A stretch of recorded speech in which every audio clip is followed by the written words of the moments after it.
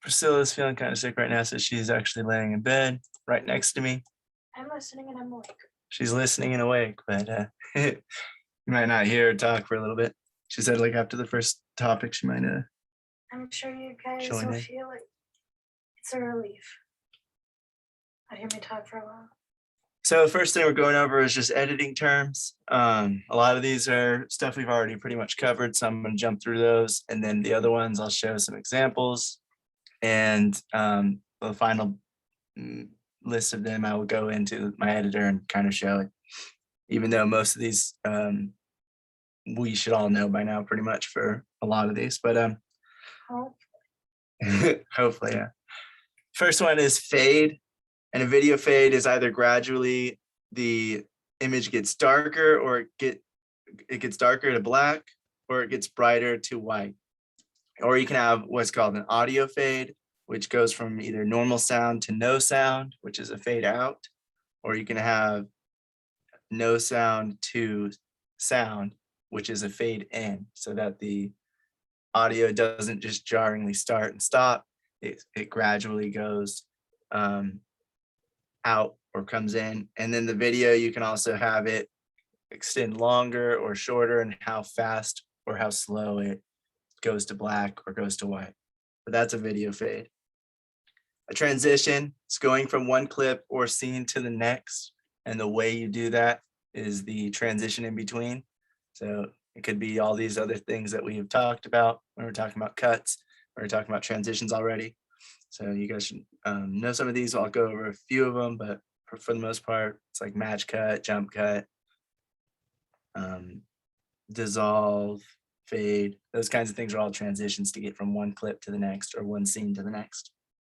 For the ones that are new or that are watching it later on, we learned this, I believe, the first semester, and there are videos on the playlist on the channel. We also talked about it this semester, like 2 weeks ago.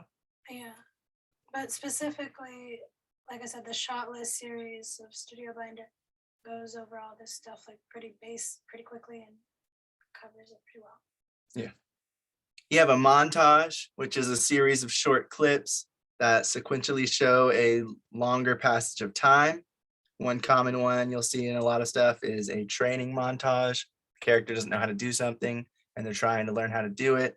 So they quickly show clips of them attempting it, failing it, getting better, and then eventually being able to do it, so that we don't have to watch the entire progression. That would be a montage. There's other ones to do as well, but those are some of the ones you'll find.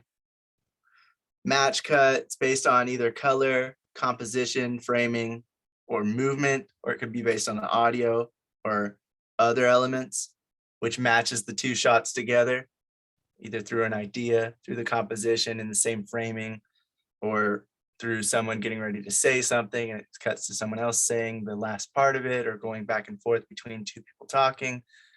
Maybe it's a girl and a guy and they're explaining to their friends how the date went. You'll see this in a lot of films where they're going back and forth between the guy and girl, and they're finishing each other's sentences in a way where one picks up where the other one left off to explain how the date went to them. And that would be a match cut going back and forth between them. There's the dissolve, or AKA the crossfade, and that's simultaneously fading into a clip while fading out of another.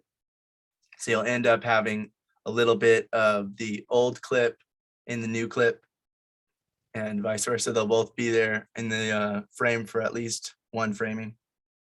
And you can determine how fast or how slow this goes as well, or you can leave it on there for quite a while just to show maybe like a memory passing by somebody's head, and they just slowly see that it dissolves into a memory that they had that they're thinking about at the moment, and it's maybe a scene we saw earlier, so we just re-show that scene on top of the image, which is superimposing it, which we'll talk about in a second.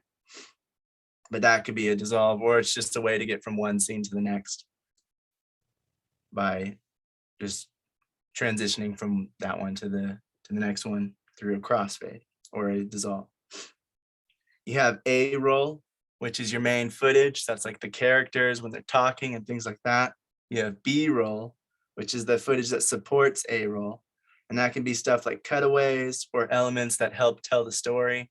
It could be parts of the room if the room is messy and the character is looking all around. So you have your A-roll, which is showing the character's reaction to the room.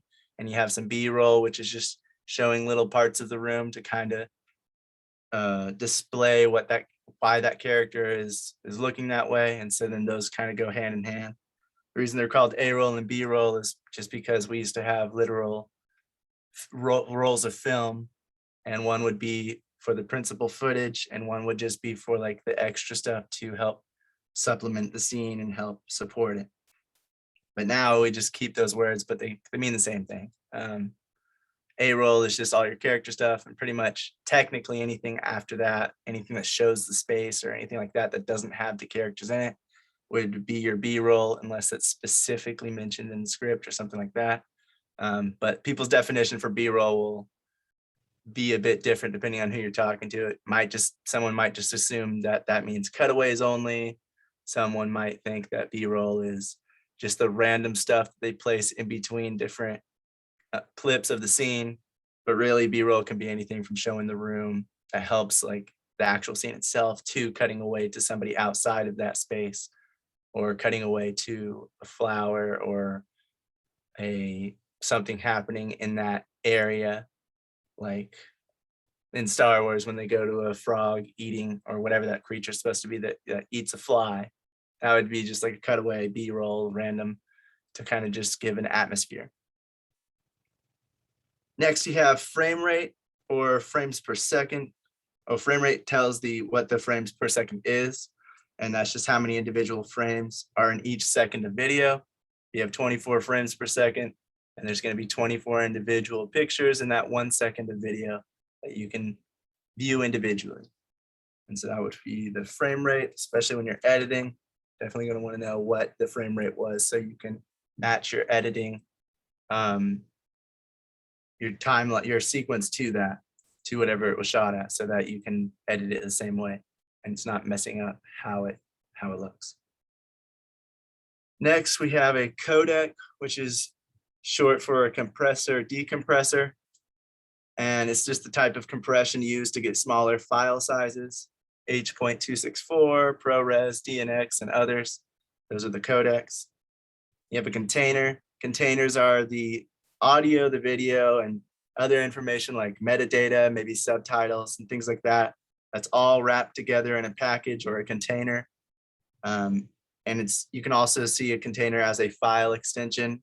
Whenever you're making a video file, you either have something, it has like .mp4, MOV, MXF. Those are all containers that hold all of those different elements together.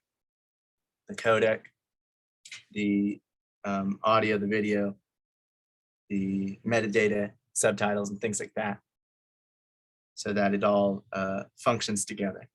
Then you have the format, which is just the codec and the container together. So a format alone won't tell you what the compression is, and a container is not going to tell you how good the quality is either. Codec is going to tell you what the quality is, and the other two are just going to let you know what wrapper it's in, and the format is just going to tell you what wrapper and what codec it's in it. So you need to like check it out. If you don't know what the format is, then you don't really know what kind of codec it's running. So just be sure to check it out if you're ever looking to a format on your camera. Next, we have VO, which just means voiceover. That's any image you're showing that doesn't have people actually moving their lips and speaking, but it just has a voice that you recorded later, is a voiceover. So you're having a voiceover over the image. And that's pretty much, explains itself. You have NLE, and that stands for non-linear editor. And that's just like every digital editing software that you're going to get, all of them are non-linear, which just means you can edit out of order. You don't have to go from start to finish editing as you go. You can jump to the end, and you can move a clip to the end. You can move a clip in the middle, and you can move a clip to the beginning, and you can do all that within 5 seconds of each other. When film was being edited, it was more linear in that you had to actually go through the film by the roll and then chop it and reattach it to a different part later on. So you'd have to actually extend that roll out, going linearly through the entire thing to get to your edit points. Now with digital and with these softwares on our computers, we have non-linear editors where we can just edit wherever we want, add an effects here and then go to the middle and add an audio and whatever we want to do, we can just jump around the entire timeline the whole time. So if you ever hear NLE, it just means one of the video editing softwares that you're using. Color correction. So color correction is adjusting color and brightness so that it looks like it did on set and realistic, and the skin tones match how they would in real life. So color correction is different from color grading. Color grading is video that's given a different color and brightness for a narrative or artistic reason. So color grading can do anything. You can make it more green if it's supposed to be in a swamp and you want it to look kind of gray and green. You can change the colors to look very much green and gray, but you can also make it look sunny, or you can make it look different colors, different brightnesses, different exposure levels to make it have a different overall feel and tone. But the color correction is just getting those skin tones right so that it doesn't have a mistake of it looking a little weird, like looking a little green. Maybe you had a light that changed the skin tones to be a little bit greener than they should have been looking, or maybe a little more magenta or red. So you can adjust that in post a little bit, color correct it, get it back to how the skin tones should look. And then from there, you would do a color grade after the fact to add artistic meaning to whatever you want to do. But the color correction is just to get it to look realistic, or look how it did when it was on set, how it would look to our eyes. Next thing I'm going to talk about is assembly. And assembly is basically the very first edit. It has minor cuts, like maybe cutting out the slate and those kinds of things out of the footage, and just putting the video in order of the script, just putting the clips in an order on the timeline based on what the script says, and taking, like, the editor will review the footage, they'll see what they like best, which takes they like best, and which shots and whatever else, and they will cut those out and they'll put them in an assembly edit, which is just putting all their favorites in order of how the script goes. And that's it. Like, they don't do any like major edits. It's just to get a kind of feel of what they have. And so once they show it to the director can get a sense of what they might need to re-record, or if they need to add ADR lines somewhere, if something's really not working, or if a scene or a clip isn't working at all, they need to maybe do a pickup or do a reshoot of that scene. And so that's just an early way to get to the footage to see like how the movie's coming together. And so there's no real like tweaking and fine tuning in here at all. It's mainly just getting those clips in order of how they would be based on what the script says. Then you have what's called the rough cut, which is after getting the feedback on the assembly, you cut it, trim it, and you move the clips and scenes around based on how you feel best portrays the story. Maybe you add a few elements that help show what was trying to be said when it wasn't really said in the principal footage. So if there's just a guy with a blank reaction, you can put anything after that to make it feel like he's having an emotion of some sort. If he sees something that's like that, I think there's an experiment where they showed the guy and then they showed like a dead person, and then they showed the guy and they showed like a hamburger or something like that. And so each time the people just said, oh, he's looking distraught over a loved one that he's lost, because they showed the dead person right afterward. And the other one, they said, oh, he looks like he's hungry, because they showed food right afterward. Even though it's the same image, it's the same person, it's the same emotion on his face, which is blank. He doesn't really have an emotion. And so the scene that comes after it, the clip that comes after it, is what people view that emotion as. They view like, oh, he must have been thinking that he was hungry because they showed a hamburger right after that. So in a rough cut, the editor will take some of that creative freedom and decide like maybe something should go here to really display what we are trying to say in this scene when something is not really coming through all the way through in just the principal footage. Then they'll get some feedback on the rough cut and they'll start making what's called the fine cut. So the director will come in, they'll give them some more feedback and say, oh, we need to change this up, or we need to readjust this spot right here. This part's not working. Is there anything we can do? And they'll give some notes. And then the editor will start fine cutting it and making further adjustments to fine tune the cut. There can be multiple rough cuts and multiple fine cuts. And you'll usually hear people say like the second rough cut, third rough cut. But technically speaking, the rough cut is just the first one after the assembly. And the rest are fine cuts, just because you're fine tuning it from that point on. But that's just a technical thing that doesn't really matter. If someone says second rough cut, you're going to know what they mean. And then you have the final cut, which is a finalized cut with everything coming together from sound, video, music, visual effects, and every other department coming together to be viewed and mixed and whatever else for the last time, so that that has the final version of that film and that final cut. And so that's when you decide all the tiny little tweaks, maybe a scene needs to be added in or removed, and everything really needs to be working at that point, because that's the point where you start making it finalized and exporting it as one project and making your deliverables and all that. You have what's called picture lock. We've talked about this, locking the picture with no more adjustments to it so that sound, music, and visual effects can start working on it. You don't really want sound, music, and visual effects to work on things that might not end up in the film. If you can help it, you try to stay away from that.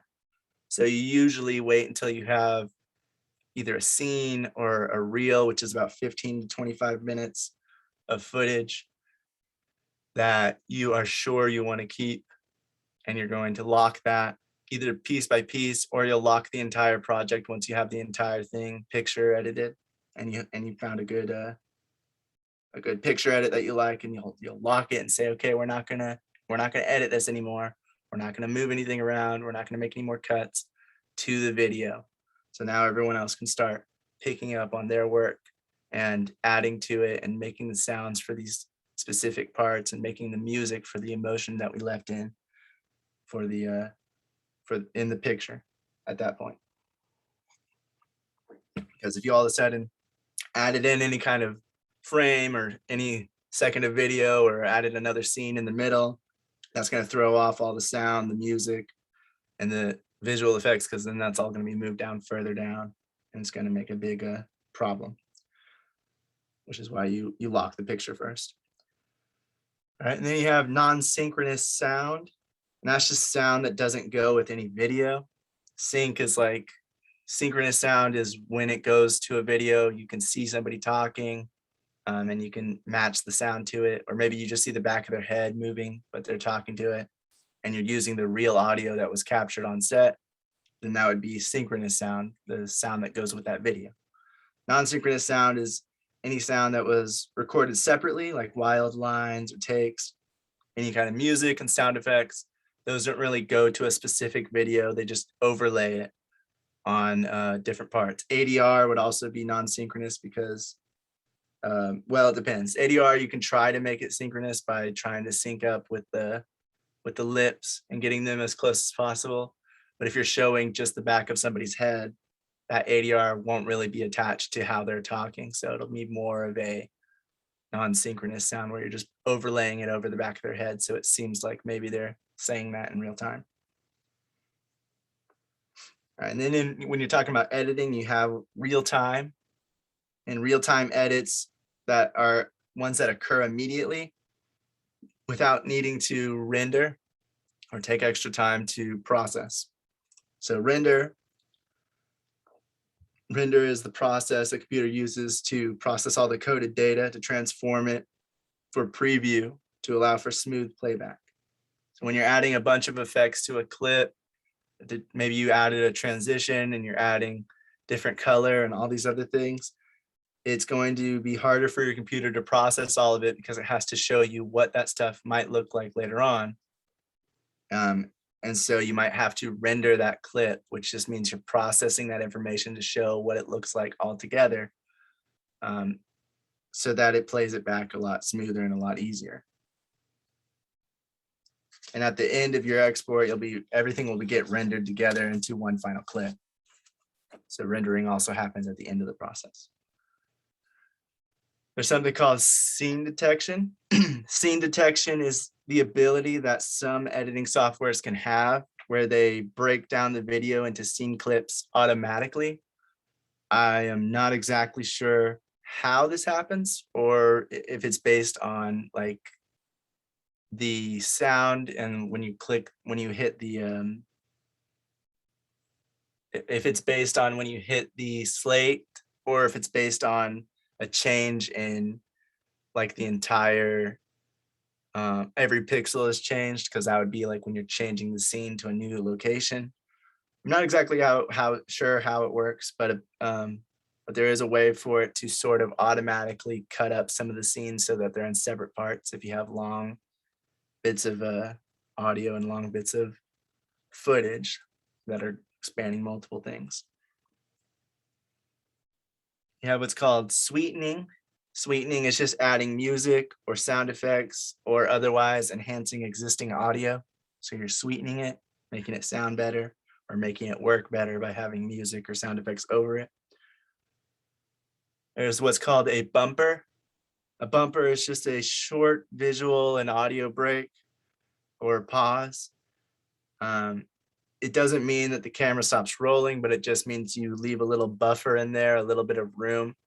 And that's usually used a lot in like sitcoms. There's other moments where it might be used, but sitcoms definitely use it a lot to leave room for when people are laughing so that they're not missing the context of the next joke or the next scene. And so you'll see them say a joke and then it kind of stays on them for a few seconds or at least a few frames more than it usually would for like a drama or something like that. That's called a bumper. You have what's called bit rate. Bit rate is measured in megabits per second or Mbps. And it's just how much data is maintained in each second of that video. So the less bit rate you have, it means it's going to be smaller and easier to play the file sizes, but it means the less data and possibly the less resolution that you'll have if you go too far down. Not resolution, but too much quality. If you go too far down, you'll start losing quality. So bitrate determines how much data is in each second of video and how much quality it has, how much quality each second of video will have. RAM.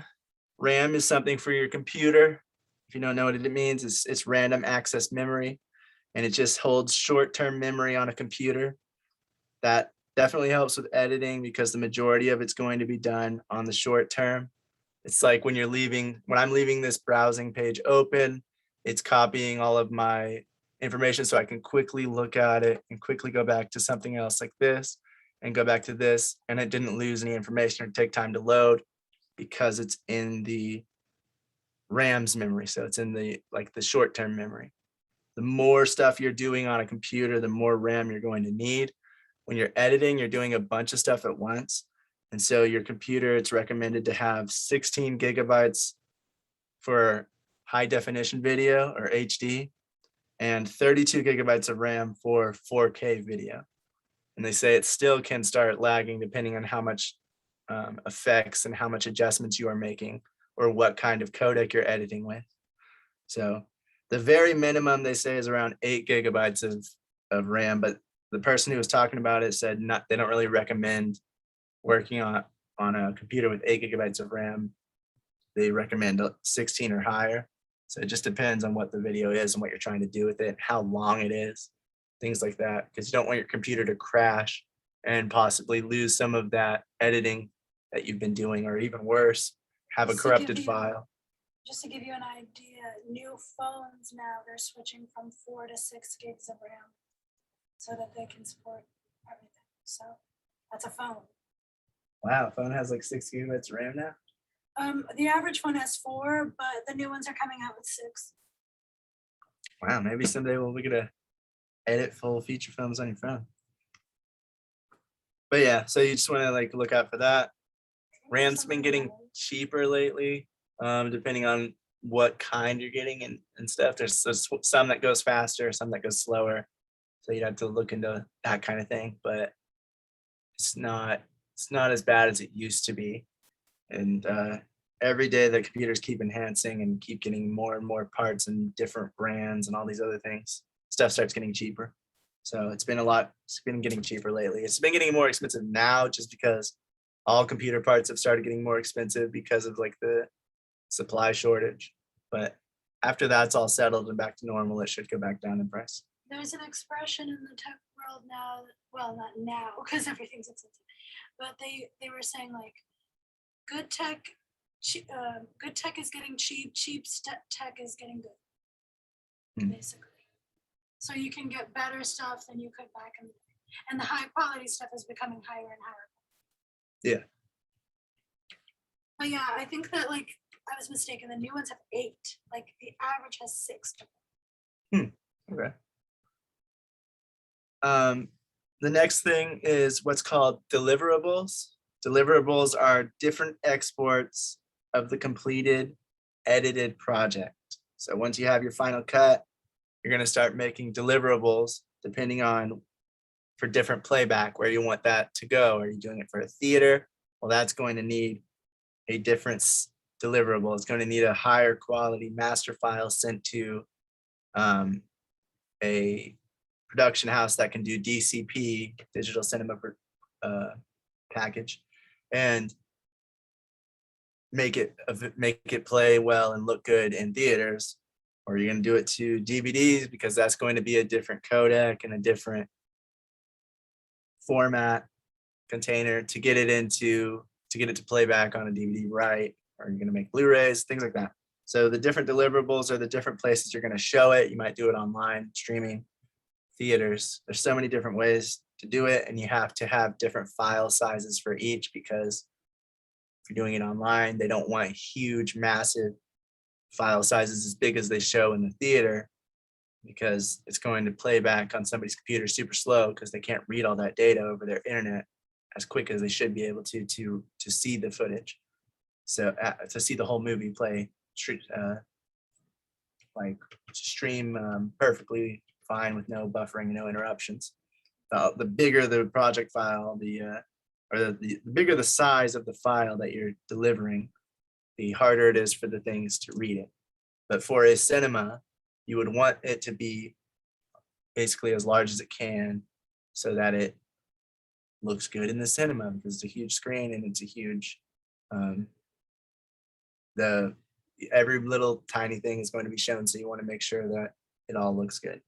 But for something like a computer screen or shown over the internet and streaming, they don't need as much quality and as much detail. On a smaller screen, it'll still look the same, it'll still look good. So that's what deliverables are. It's just making different versions of the film for different where you're going to show it at. You have RGB, which just means red, green, and blue. Those are different channels that video uses to create the look of the image. It has a red channel, green channel, and a blue channel, which go together and form the colors in the image itself, which we'll look at in just a second with one of the examples. You have what's called selects, and that's what we were talking about when the editor is scrubbing through the footage and they're picking out their favorite pieces that they think will work for the film best, or the best take or the performance. That's their selects, the chosen pieces that they want to use and that they deem best for the story or the script or the project. Workflow is the way the work's organized and what gets done in what order. So you might have your workflow be that if you're making a feature film, you might decide that you want the entire thing done by the picture edit and picture locked all at once before it moves on to any other department. You might decide that you want to do it in chunks, do it in like little 15, 30-minute segments so that you have about 3 to 6 of those, and then you send them out to, as each segment gets done, you send it to the next department. You might have it be each scene. Once you picture lock a scene, you send it off to the next department. That's the workflow, just depending on like how it's going to work, who's going to be doing, how they're going to do it, and who's going to get it next, and how long it's going to be in between. Pipeline, same thing as workflow. It's just further down that line. After it goes from editing, it goes to sound, or does it go to visual effects first? That's further down the pipeline, or it's further in the workflow. Those are both interchangeable, pretty much. And then like I said, a reel used to mean like an actual film reel where it had a certain amount of footage that could be in each. Now they just use it as something to mean 15 to 25 minutes segments for a feature film. So it's different from a video reel or a director reel or something like that, where you just show a few minutes of your talents and what you've done to get people interested in your work. A reel for a feature film is just determined by the production how long, 15 to 25 minutes, somewhere in there, in chunks that you're going to be cutting up that feature film. So if you were going to edit it like that, you would edit it by the reel. So you edit it each 15 minutes, and then you would send it off to the next, after you picture lock those 15 minutes. Okay, that works together. Send that to the next department, and then get the next reel and do the same thing. But it just depends on the production and how they want to do the work. All right. I'm going to show some examples of these next ones. Superimpose. So you'll get superimposition when having one image over another one. So like I was saying earlier, if maybe this guy was remembering something, then it might show like this. This might have been an earlier scene. I don't think it is in this actual image because he looks like he's standing way back there, a little tiny guy. But if it was something like he was thinking of a memory and they're showing an earlier scene, you might have it display on top of it. So it'd look a little dissolved because it has both scenes playing at once. But it also means that it's superimposed because it just has an image over the top of it. Superimposed can also just be a graphic, or in the news, they show a picture of the story they're telling. That's a superimposed image over the footage of the person, the newscaster. So that's all that means. If someone says superimpose something, it just means they want an image over the top of the one that's currently on screen. Compositing, that's like combining multiple visual elements together into a single frame. That could be titles, pictures, green screen, things like that. You'll be compositing. So what they did is they probably had the hand with the cup over green screen, and then they put the background picture and they messed with it to make it look like the water was going into the cup. And then they have a title up there. That's all compositing. The title is separate, the hand and the cup are separate, and the background are separate. And they're compositing those all together to make them look like one image. That's all compositing means. As another compositing, you'll have CGI, things like that. They'll just be on a background, a transparent layer where it's just the look of the CGI itself or the visual effect itself, and you'll composite that into the actual footage to make it look like it was happening at the same time. In a computer, you have what's called RAID. A RAID system is just like a hard drive configuration that increases speed and reliability, so that multiple hard drives are kind of playing off each other and working at once to increase speed, or copying the same information so that so that there's a backup. It's more reliable. If one crashes, you still have the copy on the other one. We'll dive a little deeper into that when we're talking about hard drives specifically, but that's what a RAID system is, or RAID, if anyone ever says that. It just means their computer configuration of how the hard drives work. And it's like two or more hard drives working with each other to either increase speed by having half the work on one hard drive and half the work on the other at the same time, or it's just copying the data from one to the other so that if one crashes, the other one has it. Or it could be a mixture. You could have multiple hard drives where it's like 3 or more, and one of them is working to increase the speed while the other one is working to back up all the data consistently so that there's a more reliability. Next, you have what's called a plugin. Plugins, any addition to the software that adds a feature. It's kind of like a mod in a video game where you're changing things around or you're adding something to it. So if you bring a plugin into a editing software like Premiere or something like that, this one right here on the screen, you can see it says Film Convert. That would be the plugin. So it just does something a little bit differently. I know there's some things for visual effects like gun flashes muzzle flashes and grenades and fire and lightsabers and things like that, where you can just get a plugin, or you might be able to get something similar through the editing software itself, but it's just a lot easier to be done whenever it's already kind of pre-made and you just load it in and you can adjust it based on whatever the plugin has available to make adjustments with. Like the Star Wars one, you can change the colors of the lightsaber, you can change how big or wide it is, things like that. The grenade, same thing. You can change the color of the flame or the explosion, how big it is, depending on what kind of plugin you get. Plugins can be for audio effects, encoding, visual effects, and more. It just depends on what you're looking for, but there's plugins for pretty much everything. Next, you have what's called a mask, and that's making a shape so that any kind of visual effect or adjustment that you're doing only happens to a certain part of the image. So in this image, if you can see, it has the little blue lines surrounding that girl's face. And so whatever effect they're using right now, it's only going to be applied to that little circle. So if they're brightening it up, for instance, the rest of the image will remain dark, but her face in that circle, part of her hair too, because that's in the little circle, will get brighter. And so you can use that for many different things. You can change the colors, you can do, you can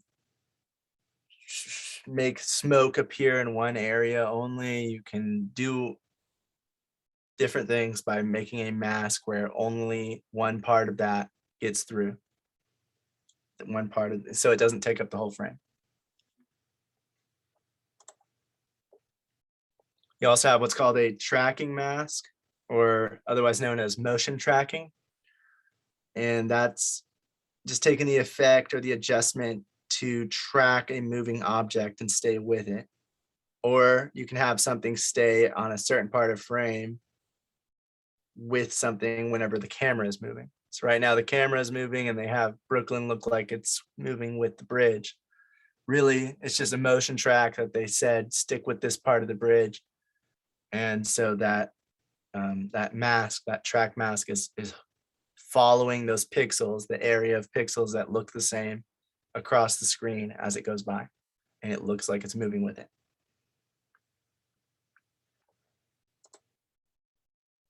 Next, you have what's called a matte. And a matte is a second image layer that can make adjustments to the primary layer. So an easier way to say this is matte, like what's the difference between a mask and a matte? Masks let you define a specific area in the clip that you want to do the effect to. And a matte is a different clip whose brightness or transparency kind of affects the other clip. So it's like adding another layer on top of it instead of just adjusting one part of the actual image. You have a picture of somebody and you're using a mask, then you're just adjusting one part of the image. Whatever shape you make with that mask is going to be the thing that gets affected by the effects you add. If you're adding a matte, then you're adding an entire layer over or under the image. And then you are going to, if you make it brighter or darker, it's going to brighten or darken the image itself and things like that. So that's the difference between those two things. We've gone over this one. Time code. Time code's the exact hour, minute, second, and frame that each of the frames of video are in. So if you're watching a video and you're on an editor, you're going to see this in the little, it's going to be yellow in the little left-hand corner of the viewing area, and you're going to see what frame it is. The frame is that last, the 23. So that is 1 second in, 23 frames in. So 1 second and 23 frames. That's where that little piece of footage is, and it's just black. But that'll show you how far in you are and which frame in that second you are in, so that it can be exact. And this will definitely help whenever you're trying to explain that somebody needs to add a audio effect here, or they need to put a little piece of music here. It'll give them the exact time frame and the time code so that they can know the duration and when to start and end it. Next, you have what's called title roll or title crawl. That's just the end credits that go from the bottom to the top, like you're seeing in the picture here.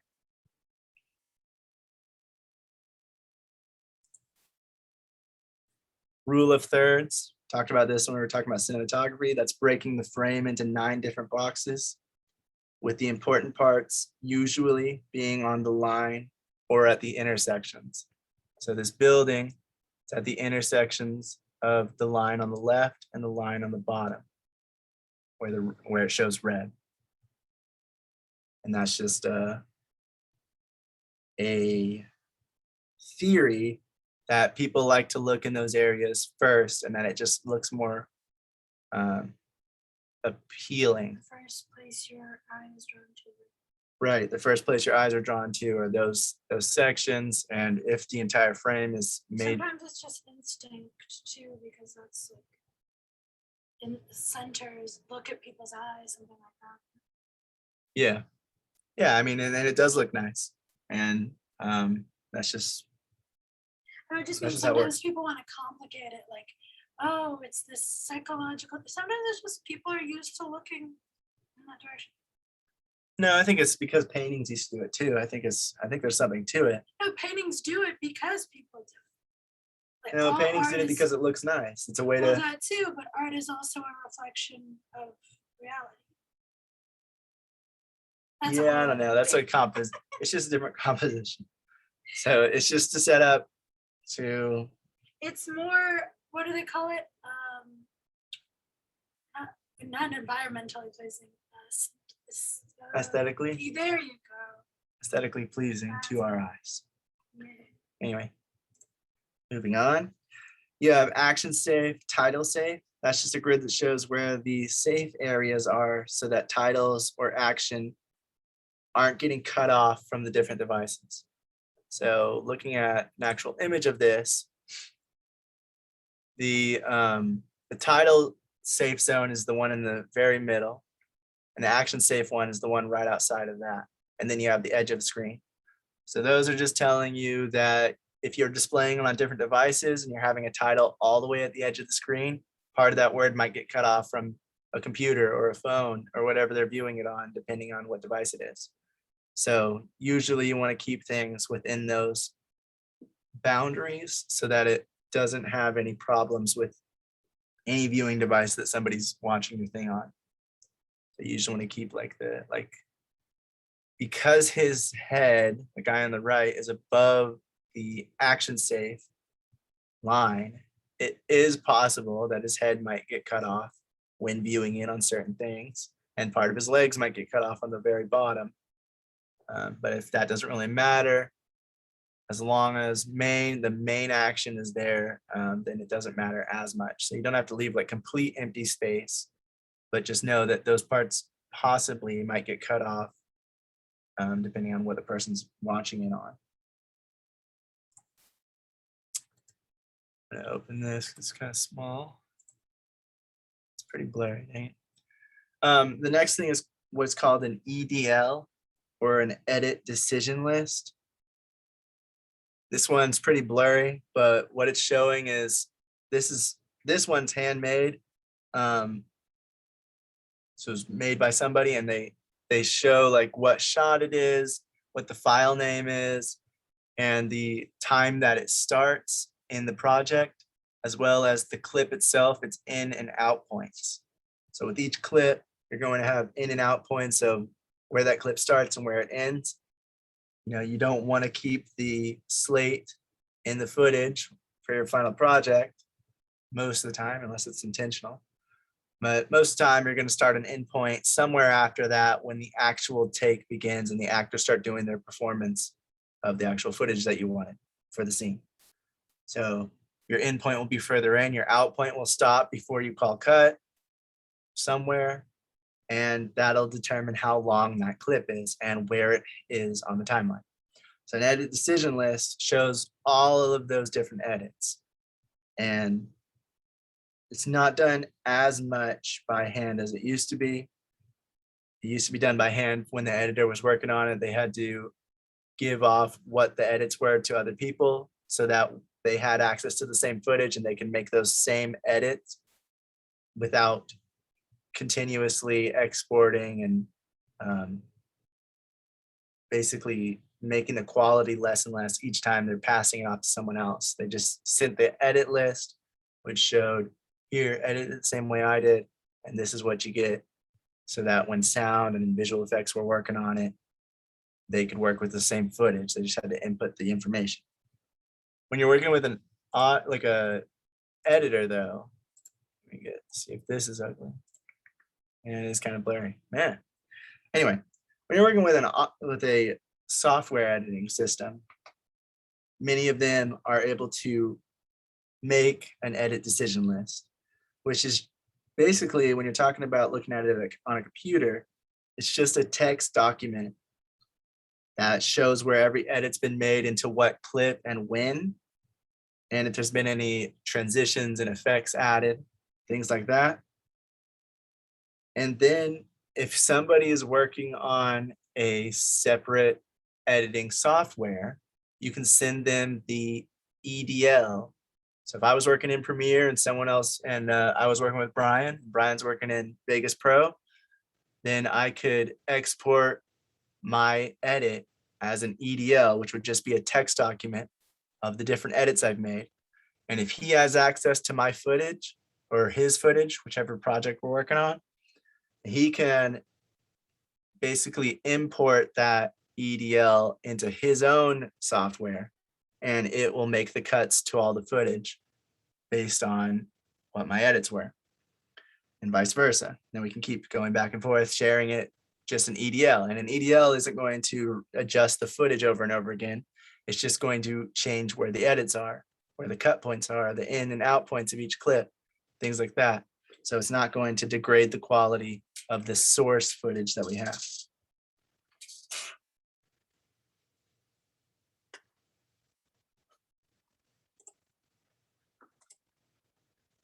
Next thing, resolution. We've talked about this already, but there's like 4K, there's full HD, there's standard HD. Well, I guess it's sort of the same, 720p HD, or there's 1080p, or there's standard definition, which is that little tiny square box in the corner. Resolution is just how many pixels make up that image. So the higher up you go, the more information you have to work with. That's why 6K, 12K, those kinds of things are starting to be made so that they have as much data and room to move around as they want within the frame, even though we're not showing anything in 12K right now, or 6K. Well, some things are shown in 6K, but for the most part, we are looking at stuff 4K or under with the technology we have right now. But things are being made in 6K, 8K, 12K, so that they can move around in that footage, they can readjust it, and there's more data to work with. It's just a lot more heavy on the computer and a lot more storage space required. And you have aspect ratio. We already talked about this as well. It's just the width by the height for the footage. So 16 by 9 is 16 units across or wide and 9 units tall. And that's that little yellow box to the blue box. That would show how wide and how tall it is. So once you have that and you have your resolution, you can see this shows how what the shape of the footage is going to be, how rectangular it's going to look on certain devices. You could look at the right, you'll see that the 1 by 1 is very boxy because it's exactly 1 unit by 1. So it isn't a square, perfect square. And you have 4 by 3, 3 by 2, 16 by 9, and it keeps getting more and more rectangular. So that's what the aspect ratio is. It determines the shape of it. The resolution determines how much detail is in each frame and how large it can look, how large it can be without losing any quality. Next thing is an alpha channel. And in a video, you have the 4 channels. You have red, green, blue, and you have alpha. Alpha is the transparency of the part of the video that you have. So whenever you see black in an alpha channel, that means that is fully transparent and you aren't going to see that. So if you put a video clip underneath it, then you are going to see that instead. Everything that's white in an alpha channel is completely opaque. Is it opaque? Opaque? I don't know. But it's completely dense. What? Opaque. So that you can, that's going to be shown. In this image right here, the alpha channel is on the right. So it has the tree all in white and the background of that tree all in black. When we take it over to a visual effects background or whatever I'm not sure the exact term for that one, but when you take it over to there, you're not going to see any of the background. All you're going to see is what was those white parts. And if you see stuff that's a little bit more gray or a little bit just tiny bits of black here and there, that's not going to be fully transparent. That's going to be somewhat just like a regular, a tree. When you're looking at the bottom part of this tree, you can sort of see through a few parts of it. And that's good because it's going to look more realistic. If it was a complete, if it didn't have any see-through areas in the tree, then it would look less realistic because it would look more like a video graphic. So when you're doing green screen and things like that, looking at the alpha channel can really help to show you what's going to be seen, what's going to be cut out, because you don't want to have part of your head or part of your hand or something like that cut out of the frame because it'll start to look like green screen really quickly. So you want to make sure that the subject that you want to keep in is white or mostly white if you have stuff that's sort of see-through, maybe like glasses. But you want to make sure that the background is all black around them and there's no little outline and edges that are going to look weird or look unlike how the actual subject looks. So it's one way to double check on it when you're using green screen and things like that. Green screen, talking about green screen, chroma key. If you hear the words chroma key, it's just taking a color away to make it transparent so that another image or video clip can be shown in its place. So whenever you do green screen, the way it works and the reason why it's green is because it's very bright, it gives off a lot of light, and it's easy to see and easy to detect for the camera. Our skin has more blues and more reds in it than it does green. So showing just green helps the camera to see. Green is also the cameras also see like double the amount of green as it does like blue and red because our eyes are more sensitive to green. And that's why the camera can pick up green very well and know that even if there's slight shades of difference, like the light might be a little brighter at the bottom compared to the top, which actually changes the way it looks or the color it looks. it still kind of knows that you want to cut that part out and replace it with a background or something like that. So chroma keying is just saying, hey, computer, take this color out and replace it with whatever I have underneath. And so then it'll make that part transparent so that you can see the part underneath. So you'll have 2 layers to your video.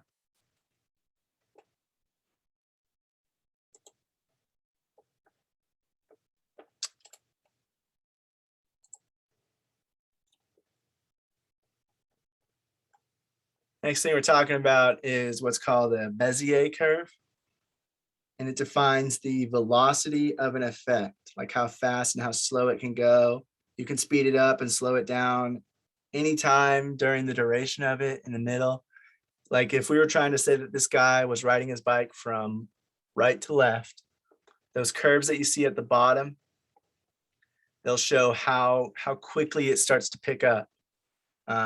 You think of it like in a car, whenever you're hitting the gas and whenever you're hitting the brake, the car doesn't automatically just go and stop at the same speed. It takes a little bit to ramp up and start going quicker. And then when you're trying to slow it back down, it takes a little bit of time to slow down to a full stop. It doesn't just work automatically. And that's kind of what a Bezier curve is. It shows like how quickly that thing's going to go. So some of these curves you'll see like they're going to go very slow at first, and then all of a sudden it's going to take off. That could be something like reminiscent of a rocket, where it's taking quite a while to take off, but when it does, it blasts off super quickly. So when you're using an effect, when you're doing like maybe you're using a title that's going to pop into the screen, you can use a Bezier curve to show how quickly that thing pops in, and maybe it starts popping in slow, but then goes really quickly, but then slows back down before it goes away. Or maybe vice versa. It starts fast, slows down, and then goes away fast. And those are just different ways to adjust how the effect comes across.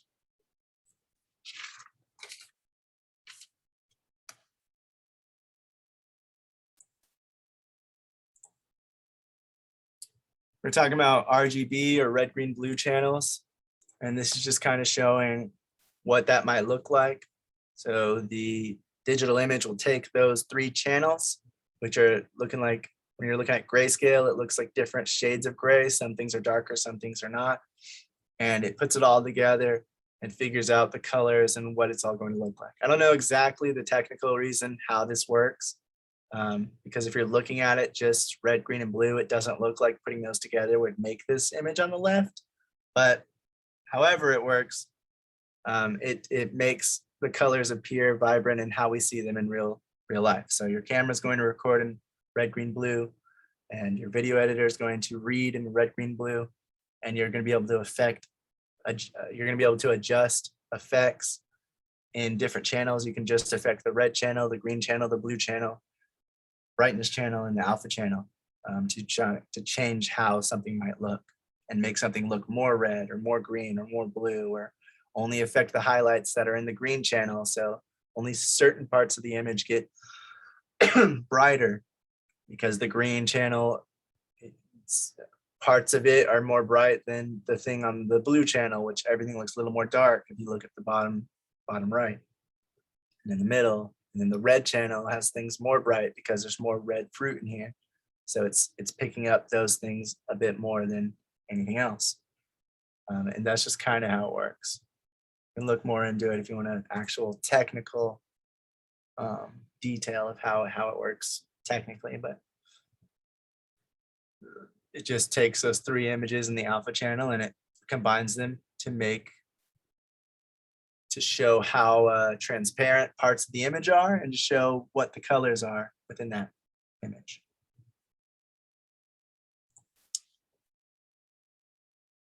Next, you have what's called a dirty shot.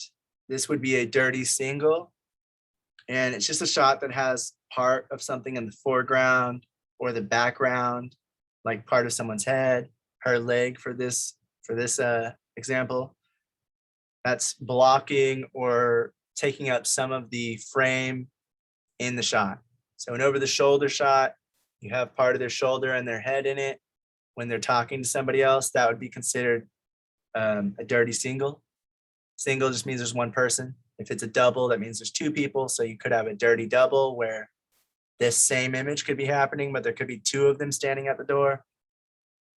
It could be somebody was laying on the couch behind the guy and his head pops out, but only part of him is seen.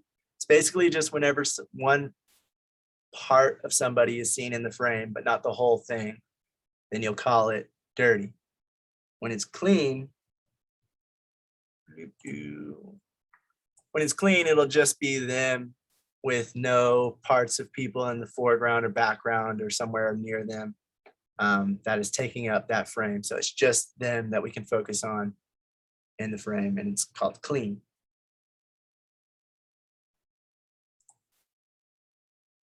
Next, this is for visual effects, but you have something called a clean plate.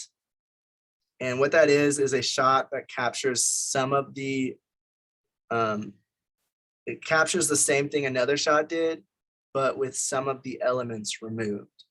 And it's used for visual effects artists so they can choose which parts of the shot remain seen.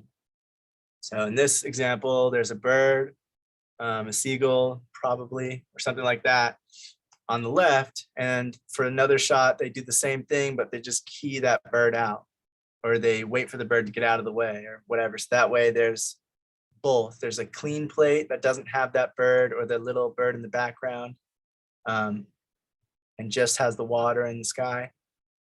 And there's just the regular one that has all of the elements together. So this could be for anything. It could be you, like in this one, they're removing a boat. In this one, if you look at the little circles, let me actually open this. There's some stuff on the tracks, like little yellow and pink indicators or whatever, and they removed those. And then there's something on the pole in the background. There's two little blue marks, the scuffs that's on this red container. And then on the bottom one, you'll see that they removed that. And so the bottom one would be the clean plate, where they're removing all of these little elements to make it look cleaner and make it easier for visual effects to decide what they want in and what they don't. Because it could be also that these markers are there for visual effects themselves. These little pink markers and the yellow markers, they could be so visual effects knows where to put an effect. Maybe it could be a train coming into the screen or something like that. And so they wouldn't want those little markers there in the actual visual effects shot because they're not meant to be there. Or it could just be random things that it's harder to edit around, harder to make a visual effect around, or just ugly. And so they want to make a clean version where it looks a little nicer and more clean.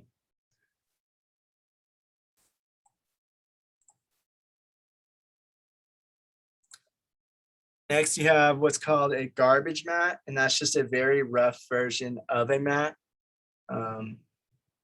There's multiple point garbage mattes, but this one they're using looks like a 4-point, which just means there's 4 little points that you can adjust, and they're in the corners.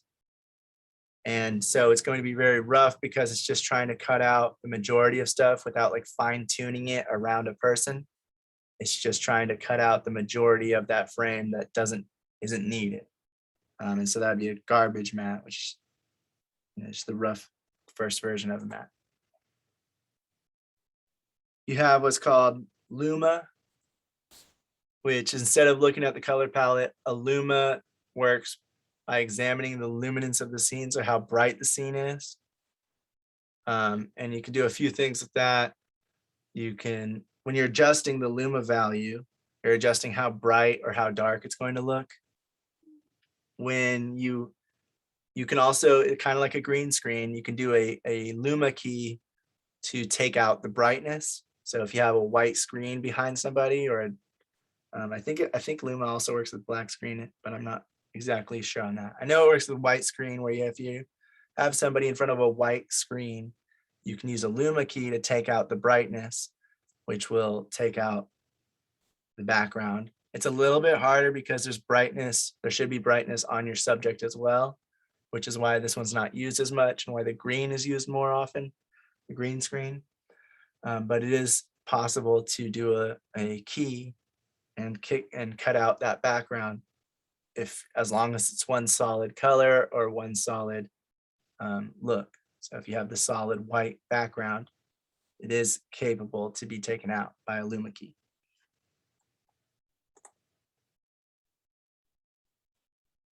Next thing you have, it kind of goes in line with green screening. It's if you didn't use a green screen or if you made a bad green screen, you're gonna have to do something called rotoscoping. Rotoscoping is manually drawing around the objects that you want to be cut out from the video frame or that you want to be kept in. So you cut out the rest of it. So they rotoscoped around the bear and kicked out that guy because they didn't want to show that he was the one moving it in this image. So it'd be like zooming in on it and then clicking around the bear, following it so that every single pixel around the bear is maintained, but everything else is kicked out so that it looks like it's moving on its own. And then you might have a clean plate actually on the right where it has an image without the guy, without the bear, without anything, just the same image that was on the left. But that way they can put the visual effect in and make it look like the bear's there on its own. So that because when you're cutting it out, you're going to cut out the entire background as well, because you're going to solo just the bear. So you need another clean plate or another image of that background so that you can add it back in and make it look like it's in that same area, same location. Rotoscoping takes a long time. There are some automatic versions, but they're not exactly the most precise, especially with a lot of movement.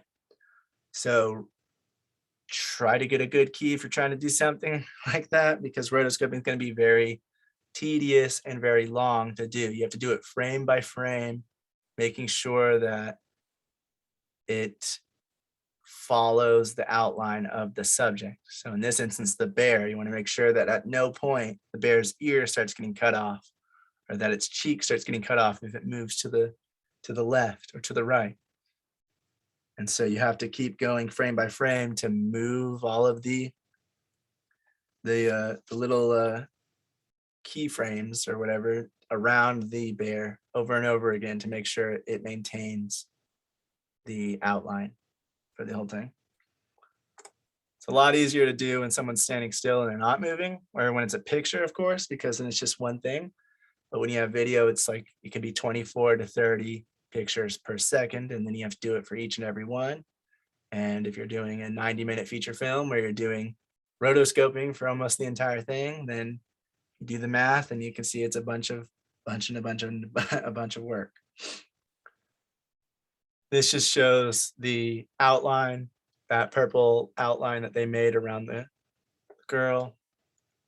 They cut around to keep that part of her, the part in between her dress and her arm, so that it goes to the background. And then if you look at the alpha channel on the bottom right, you can see where all of the transparency is going to be. In her hair, you can see it's a little bit grayer, which is good. You want that to be a little bit more see-through than you would anything else. But for the rest of it, it's very opaque. And it's gonna come through very nicely.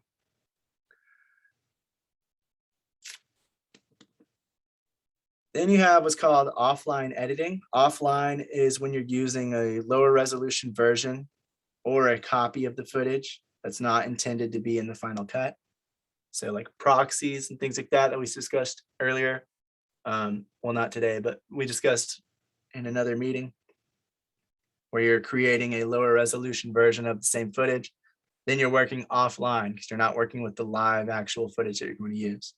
Online is when you're editing the full resolution files with the high quality footage, and you're going to need that for the final cut to make sure it all looks good. There's no visual mistakes or anything like that. So whenever you get to that part of editing, when you're getting ready to do your export and your final cut, you will what's called bringing it online. When offline is just meaning that you aren't working with the source footage. You're working with a copy of it or something else. to make sure there's no quality data loss. So in my example earlier about EDLs, edit decision lists, and how you can export that and send it to another editor, that would be offline because we're not using the footage, we're just using the edit decision list to make the edits over and over again. And then they're working with separate footage, I'm working with separate footage, but no one's going to be adjusting the source footage at that point. So it would be offline until we get to the last final cut. And then we bring it online to see how it looks full resolution. Were there any mistakes? Were there any problems that we didn't notice because we were working in lower resolution? And so something in like a pitch black scene, you might not be able to notice that you can see something until you get the high resolution footage, and then you see, oh yeah, you can see that person in the darkness. We need to darken this up a bit more, and that's what you would do in the final cut. And then you have what's called a stem, and a stem is audio that is grouped together. So you'd call it an audio stem. We talked about this a bit when we were talking about sound last semester, but it's just pretty much putting a grouping of different audio tracks together. So if you have like a fight movie, you might have character A and his punching noises whenever he punches somebody.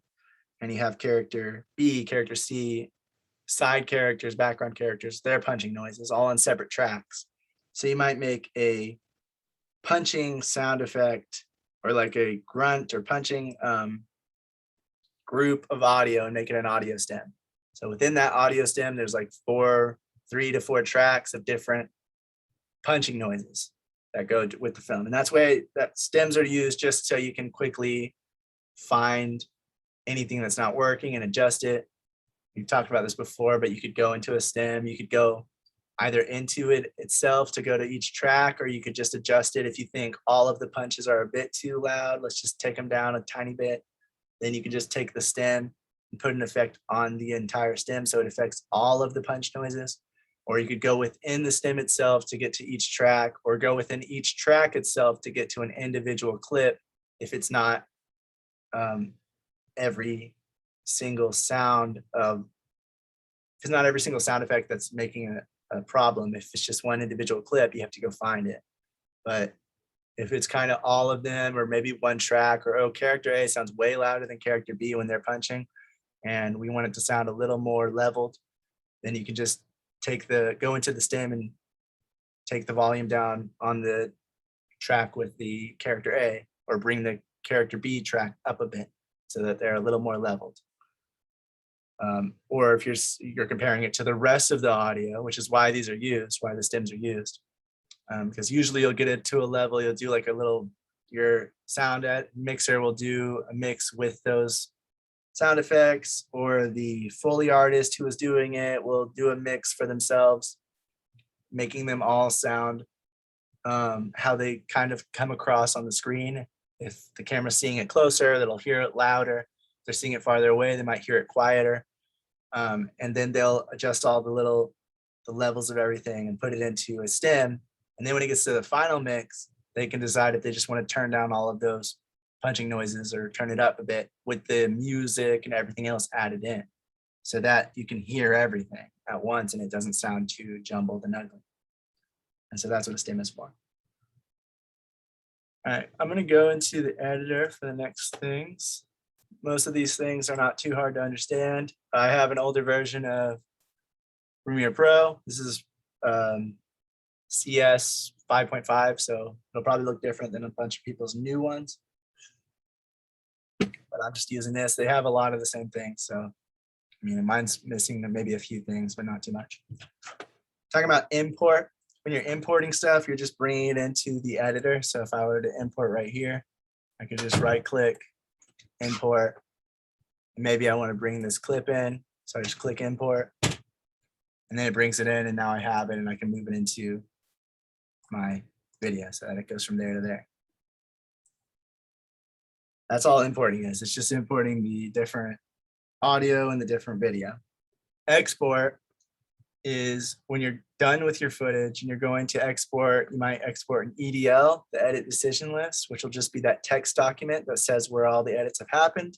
You can just edit out the sound, or you can do media, which is like either the audio, the video, or the video and the audio. And so then you choose your settings, you choose what format it's in, H.264 right now, you choose the preset. Presets is just like where you're trying to put it. And then Premiere is going to try to figure out what adjustments it needs to make to the export based on what you're saying you want to show it on. So you're saying, oh, I want to show it on YouTube. Then it'll change the settings to show a few different things, like the size will be different, 1280 by 720. And then if I go to HD TV, 1080p, then it goes up to 1920 by 1080 for the actual size. So it adjusts those things based on the preset. And then the format is just whatever the codec was that it was filmed in.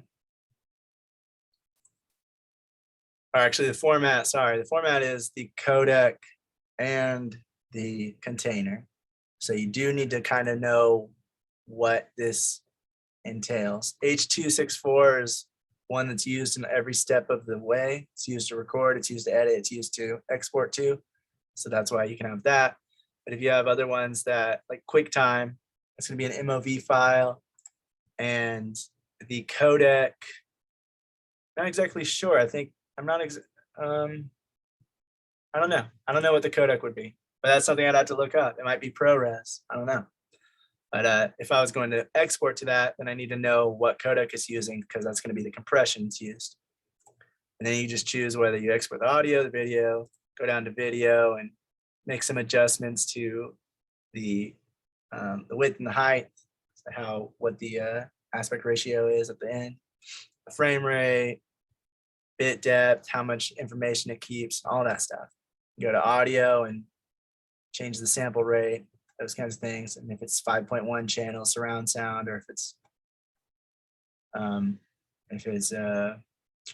mono, or if it's stereo. And you can do a bunch of those kinds of things and those decisions to either make the file a lot larger and better quality, or take out some of the unneeded data so that it can be smaller and easily uploadable or viewable, or easy to send to other people. That's exporting.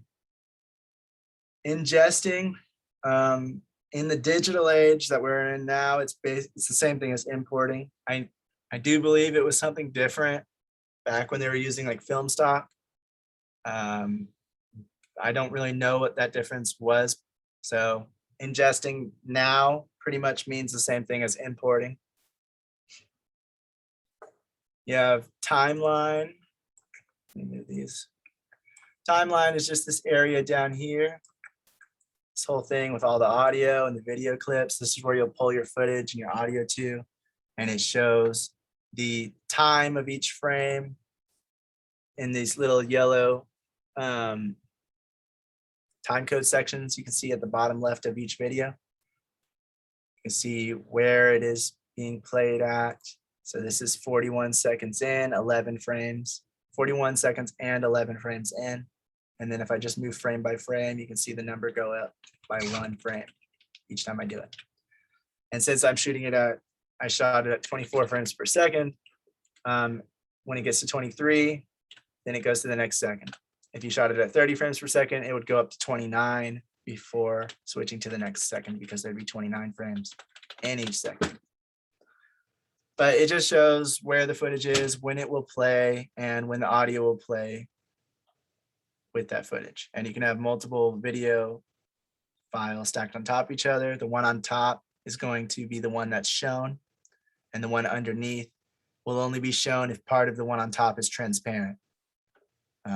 So just you'll learn more about that as you start to edit. But sound as well. Sound is you can have multiple tracks, and you can lock them off. You can silence them, things like that in your timeline. You also have what's called in and out markers. And so if I were to look at this piece of footage right here, this clip, fully exercise clip, and I were to make different adjustments, like let's say I wanted to, instead of it starting right there, I want it to start right here. Well, if I click the mark endpoint, you can see on the timeline, it took that endpoint and it made the file smaller. So now it starts later than it did earlier. And then if I say I want it to end right around here, I mark an out point, and now the clip has those in and out points. If I play it back on the timeline itself, it starts in that frame that I showed it to start at, the end point, and it ends at that frame I told it was the out point. So every single clip you have is going to have its own in and out point. When you make a cut, if I were to cut this in half, this clip itself is going to be part of its own in and out point. It's going to have a different starting point, a different ending point, and I can adjust it. If I double click it, it's going to show me right here where it starts, where it ends, and I can then change it around a bit. I can say I want it to start here, I want it to end a little bit right here. And then I can bring those clips together. And now they both have two different in and out points. Since it's the same piece of footage, it's probably replaying some stuff, but you get the idea.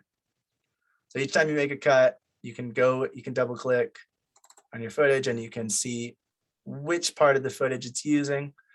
If you see the little blue line, or the less, I guess the lighter gray line, you'll see like where the in and out points for that piece of footage are with that entire clip. And then if I click on this one, you'll see that it's a little bit later for the in and out points. That's what in and out points are.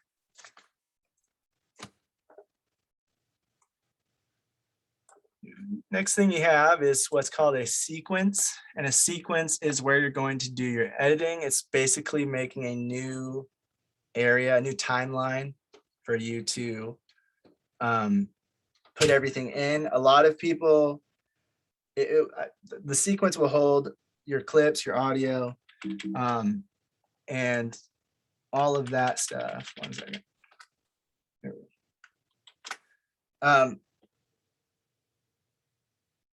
So it'll hold the different scenes or the reels. Some people, they keep one sequence for the assembly, and they make a second sequence for a rough cut, and they make a third sequence for a fine cut, and so on and so forth. That way they still have the originals. And you can have multiple sequences in your workstation. So right now I have 3 that are up that I can go between. Sequence 5 has nothing in it. Sequence 4 has all of my stuff with the added footage that I just put in. And sequence 7 has, those things I nested, which I'll talk about in just a second. But basically you can do different things in different sequences, and you can keep parts of your entire workspace separate. Someone said that you might be working on multiple things. If you're a video editor, if you were doing like corporate videos, you might be working on 2 to 3 videos for the same client at the same time. And so you could edit each separate video in its own sequence. And that way you can send them the exports individually, as well as one master export that has all 3 of them in the same file. And in feature films, you can separate it. Some people separate it, like I said, by the assembly, and then they separate another one for rough cut and all of that. Some people, they'll create a sequence to have more than one version. So they might make a version of the rough cut, and then they make a separate alternate version so they can show both to the director when they come in. They can say, okay, well, in sequence 4, this is how it plays out. And then on sequence 5, I tried a few things a bit different, and here's how it looks. And then they can kind of get the feel of which one works, which one doesn't. Other people will just edit the entire thing on one sequence. So you don't really need to have multiple sequences. It's just a way to kind of separate the footage and break it down into pieces a bit more than you would if you were just using one sequence where you have all of the clips, all of the footage, and all the audio and everything like that. So that's all that is.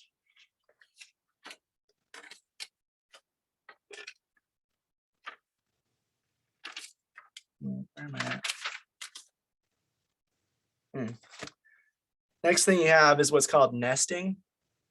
Nesting is taking different pieces of video and different audio and combining them into its own sequence, pretty much. So if I took these two clips, this clip, that clip, and the audio, I can right click on it and I can tell it to nest. And now it's just made it one video clip. And if I look up here in my import box, I can see that it says nested sequence number 4.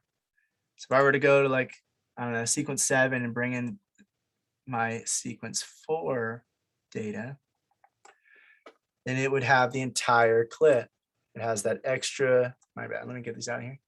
It would have that extra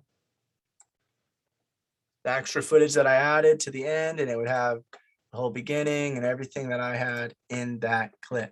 If I wanted to go inside of the sequence, the nested sequence, to adjust something within it, I can double click it and it opens it up for me. And now I can see that there's 2 separate clips and I can adjust them as necessary. Nesting, that way you can group things together, things that you've finished on the same sequence, and you can have like one master sequence that has all of the finished takes, all of the finished scenes. And then you can have separate sequences that are editing each scene. So like this sequence right here, I could edit the entire scene, and then I could bring it into sequence 7 for the master, just to have everything line up the way I would like it to and see if it's working. If it's not, I can quickly go back into the sequences themselves, the nested sequences, and adjust things individually. People say it's kind of like Inception, a dream within a dream within a dream. Well, you can do a sequence within a sequence within a sequence. It just depends on how many times you want to do it. It's not really going to affect the quality.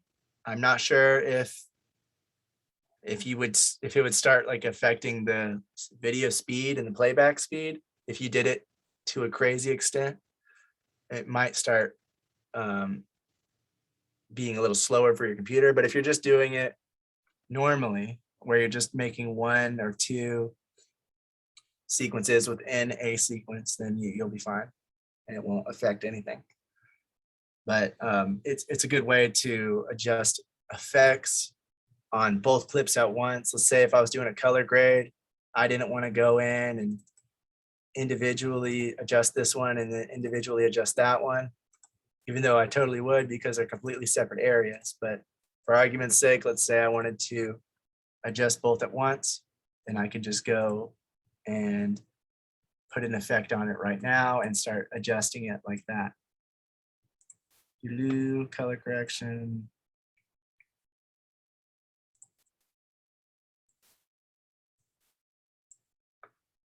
And then I go into effects. And I'm just going to make it super, super orange because I want it to look like sepia or whatever. Well, now both of my clips, as you can see, both of them look very orange. They look different, but they both have that same color that I just added. And now if I go into the nested sequence, I can see that the footage itself, these individual clips, they don't have that orange because I added the effect to the nested sequence. So this sequence, sequence 4 that I'm in right now, I just click this and you see clip sequence 5, 7, nested sequence. It's treating this as one clip. So whatever effects I put to it, it's going to affect this clip in this sequence. But if I actually go within it, if I actually go into the sequence itself, then it's not going to make any of those changes because it's not actually on these clips. It's just on the package that I put them in, the nested sequence. If I wanted to further adjust stuff, I could go in and I can make another effect where I just, maybe I want to have this one a lot more orange, I don't like how not orange it was. So I'm going to make this clip a lot more orange. So now it looks like this. But when we go back to our nested sequence, it's going to have this effect for the individual clip as well as the overall clip. So now it looks super orange,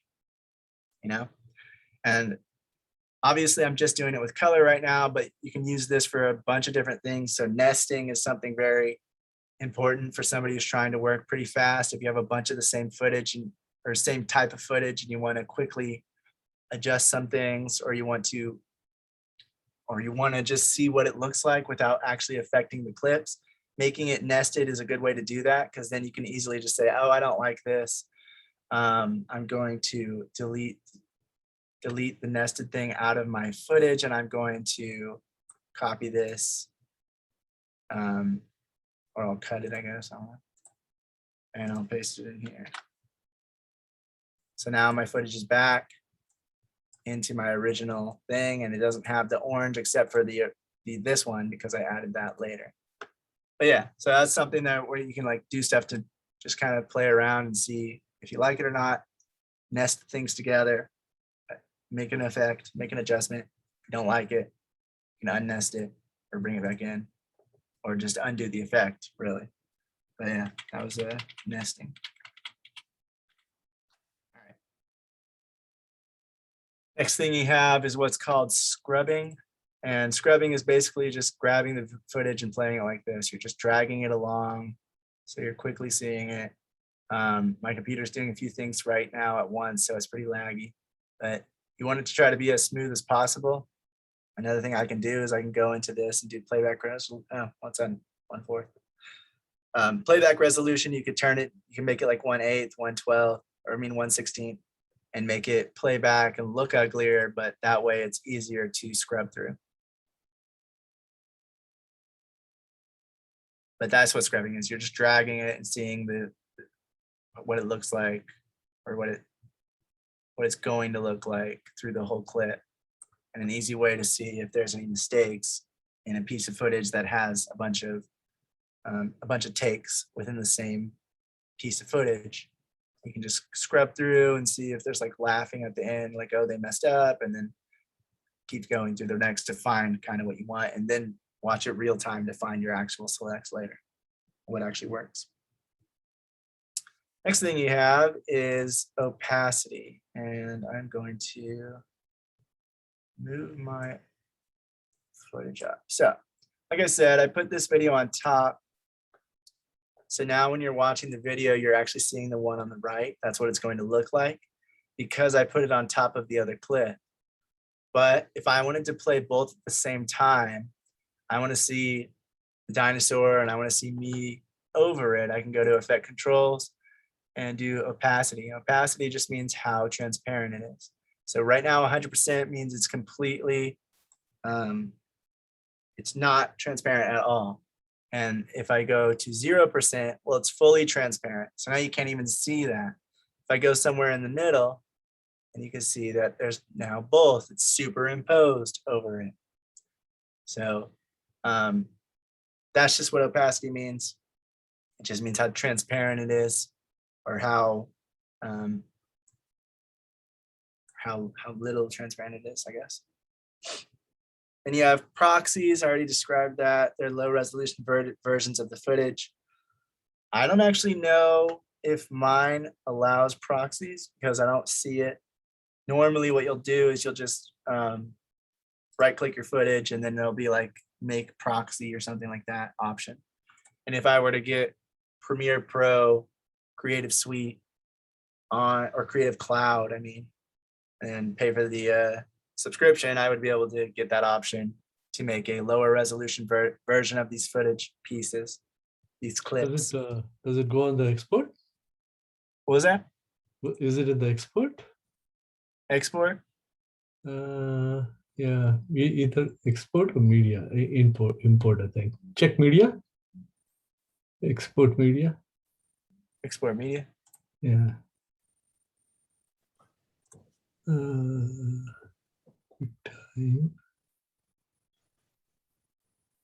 Format, no. Like I said, this is an older version of it, so they might not have had the ability with, or maybe it's a few more steps, I'm not sure, but yeah, basically it would just be on QuickTime, maybe. Nope. Basically, it's just taking the footage and making it a lower resolution version so that you can work with that for the edits. Mhm. And then you're just importing your high resolution footage at the end before you export, so that all the same edit points happen because it's working from the EDL, the edit Mhm. decision list. And since that footage is the same length and the duration and everything's the same, the frame rate, it will make those same edits that you made on the lower resolution version. Yeah, what's that? Filters? What? It's in the filters. What is that? What's the what? In the filters. Filters? Yeah, Where I was saw that at? something. Filters in the export.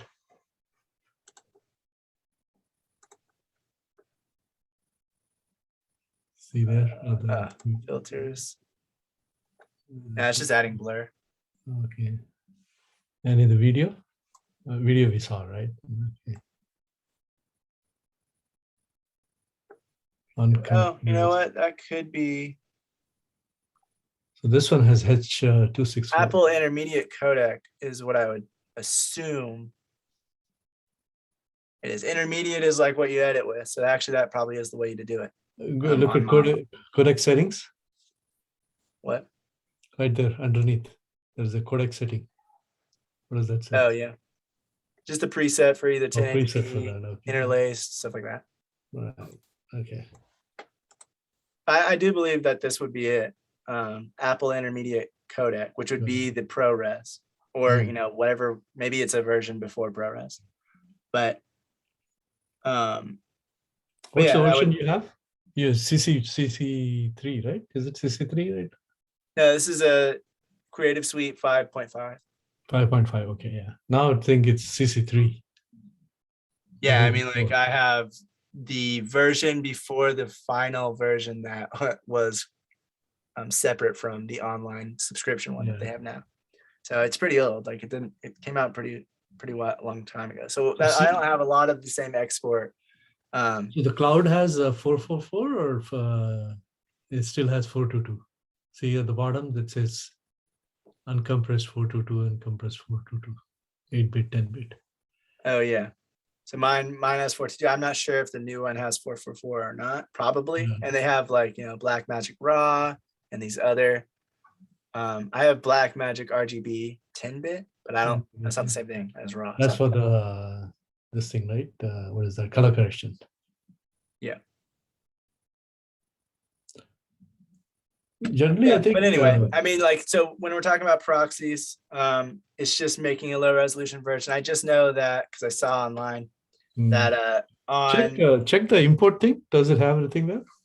on import, Mm. I mean, it just has where I'm going to. Oh, it just says the file. Yeah.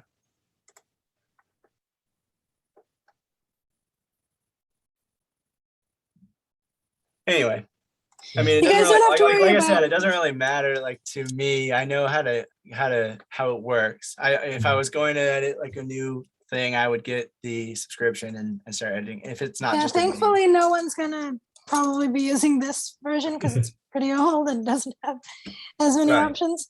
He's On the just new using it as an version in example. Adobe Premiere Pro, Creative Cloud, when you get a subscription, all you do is right click it. It says proxy, you click it, and then it Right. have different options for what to. Final Cut, it's pretty. It mentions proxy everywhere Mhm, with the new versions. You're right. mhm. You said Final Cut? Yeah, Oh, cool. the Final Cut Pro has. I think in the import it says proxy, and I haven't checked the export. But import. Oh, nice. I think you can also do it through an import in the new Premiere. All of them pretty much you can do proxies now because 4K footage, 8K, 12K, all these things started coming out, and so they knew computers weren't going to be able to handle it, so they had to make a way for you to be able to edit without it affecting the whole entire computer and having to get this huge, massive studio sized server room with all these different things so that you can run all these things in real time. But yeah, anyway, so proxies just work like that. You just make a low resolution version and it replaces the footage for you. And then when you're done, you go back to the high resolution footage so that it exports the film in a high resolution. Then you have what's called scale or resize. That's just digitally zooming into the footage. So right now, if you're looking, it goes to the edge of the screen. If I wanted to, I could expand this. It's going to start ruining the quality as you get closer and closer because this was shot in 1080p. So standard high definition. And because of that, it doesn't have as much data. So the closer you zoom in, the more it's going to start looking blurry or having little artifacts and things like that. But resizing is just changing the size of the footage itself. So you don't want to change it to where there's something not there, because then it's going to have black bars that you don't want. But you can change it to be closer or farther or whatever you want, as long as it's still within that frame, within that size. And then the reframing again, like that is if I wanted to, if I had 4K or higher resolution footage, I could definitely zoom in quite a bit without ruining the quality. And then if I wanted it to be a little bit more of a close-up instead of a medium close-up, I could zoom in on it and then reframe it to how I would like it to look. And so that is another reason why people will shoot very high resolution footage, 6K, 8K, 12K. All those are shot again so that you have more room in the edit. So if you don't like the original framing when you were on set, you can zoom in and you can move it around. Another thing that zooming in lets you do is kind of make some digital camera movement. So right now I'm so zoomed in that I could have the camera sort of move like this across the screen so that it looks like there was a slight panning happening, when really it's just a static footage that I am digitally moving from side to side. So those are all some things you can do with reframing and rescaling. Yeah, there we go.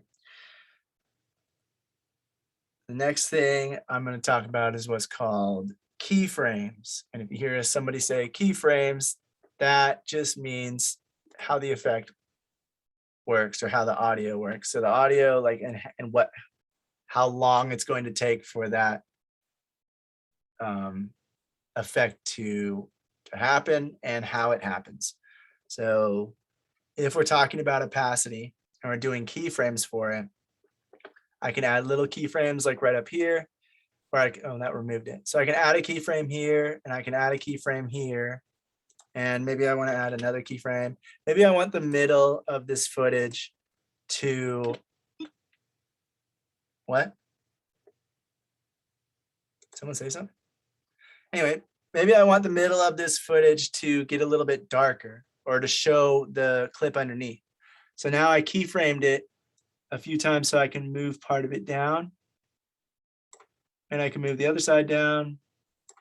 And now what happens is in the middle, it starts to get more transparent. I can start to see the stuff underneath.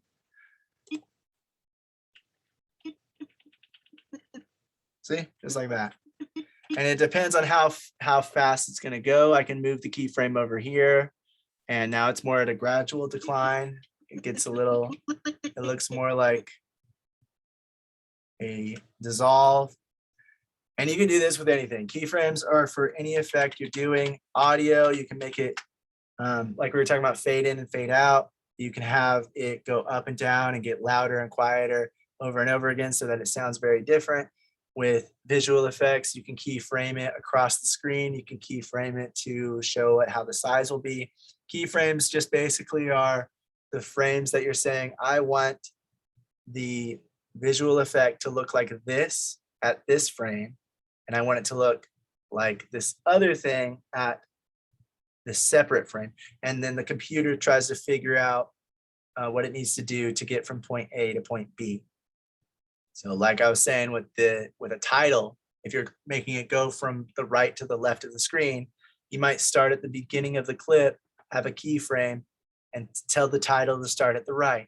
and then you go to the end of the clip and you have a keyframe and you tell it to have the title at the left.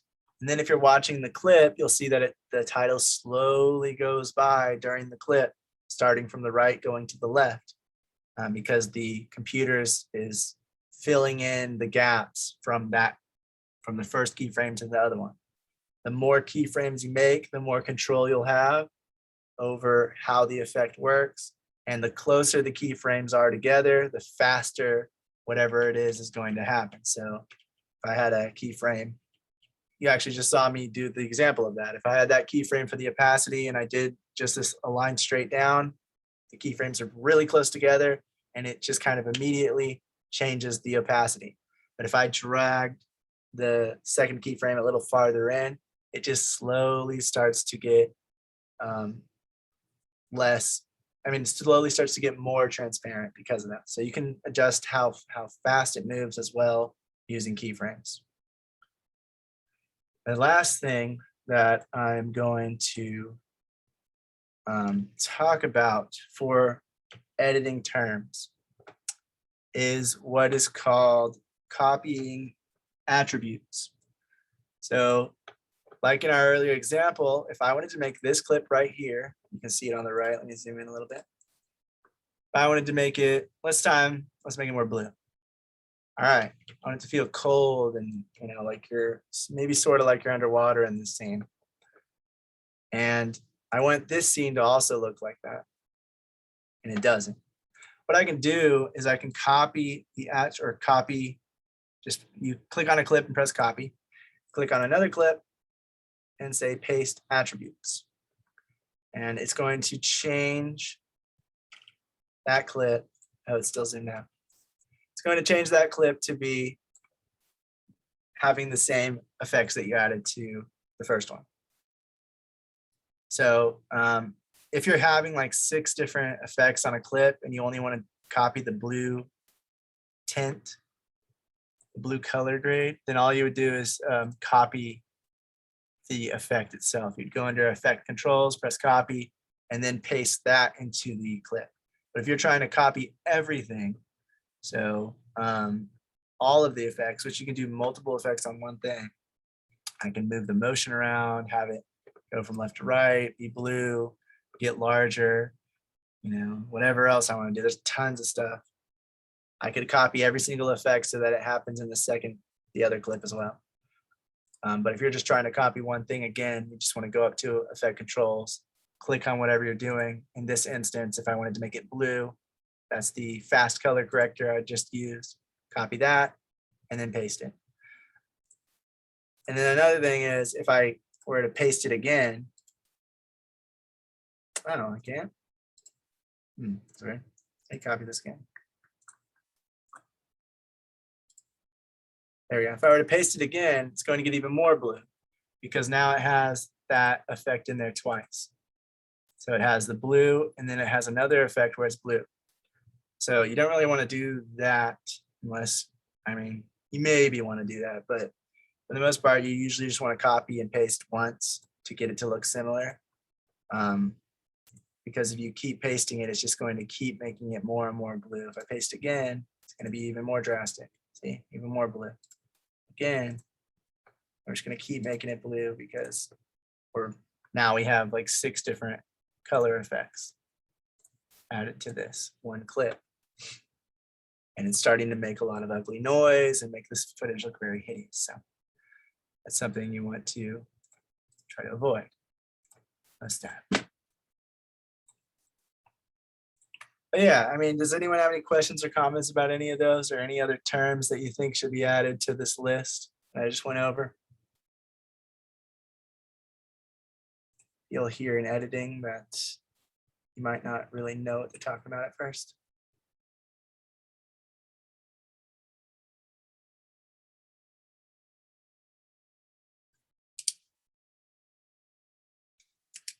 All right, cool.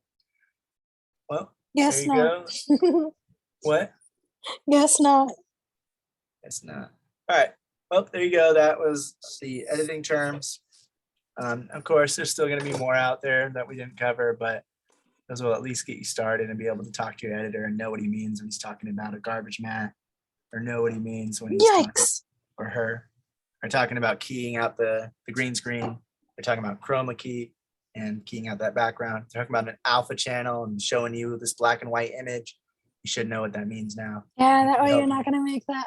Uh-huh. Yeah. Oh, yeah. You'll actually know, like, oh, yeah, I do like that. Or, you'll be able to tell them what you want too. Oh, wait, I think I kind of want to Yeah, and so your superimpose. poor editor having to guess, oh, I want it to look more this, or I want it like I want to actually know. superimpose the American flag over this, and then they'll know what you mean. Okay, Hmm. cool. How transparent do you want that to be, or how much? What's the opacity that you want? Or they'll just show you different opacities. But it's an easier way to like start talking to your editor and get things figured out, so that you can quickly tell them what you want or need them to change or adjust. Okay.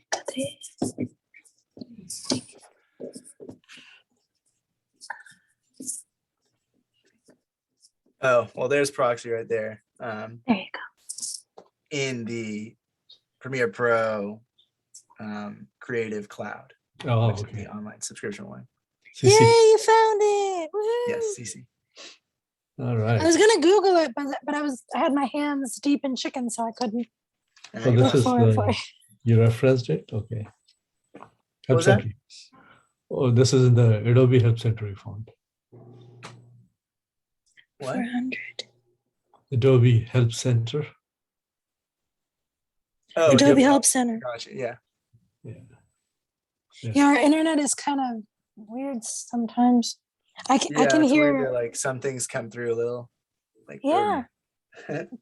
No, earlier when Brian was talking, mine was all like bit, like that when he was talking, but I could hear him clearly on your computer. All right. So the next thing we're talking about is film financing. We already talked about this when we were talking about funding your film. So a lot of that information's already there. This is more, this is less about the different avenues you have to go to get funding, because we already went over those. And this one's more about just like some general tips that we might have gone over before, but need to be reiterated, or that are kind of new information from different people, or just good tips in more general. of a. It's gonna be more of like a discussion and talk about stuff that we've heard of and recommendations and stuff. So these first ones, can you mute with that beeping? Oh, sorry, I was setting. Oh, the actually, I was AirPods. gonna. Oh wait, no, film finance. This one, these tips come from Sky Moore Attorney. It's the video C in the syllabus. Oh, He's are you saying when referring looking. to? I was gonna say, are you referring to the discussion, like the Zoom chat discussion? What discussion? Are you referring to the video where it's a Zoom chat and they're like talking? No. Oh, okay, because that's This is just video C. This is it's from a guy, a YouTube guy's Sky Moore Attorney is the name of his channel. Okay. And if you want to go and check it out, the whole thing, it's the letter C in the syllabus for financing for films for this week. He said, when looking for funding, don't be deterred by no's, because there's going to be a lot of them. You're not going to just get a yes the first person you go to with it, even if you have a good script, even if you have an amazing script. Getting financing isn't easy, and you're not going to get yeses. So just be ready for that and be prepared, because it's hard and it takes a lot of time and effort and determination. And you have to have a bit of a tough skin to take so much rejection and keep going, but you need to. Some people say, this is just mine, but some people say it's lucky when people acquire funding. But in reality, those people that acquired the funding, they were looking and asking and working towards their project and the funding probably for quite a bit. They weren't just sitting around and waiting for the money to come to them because they had a great idea. They were going out and actively looking for it. And you have to be that way. You can't just have a great script, post it online or copyright it or put it into a screenwriting submission festival thing and a contest.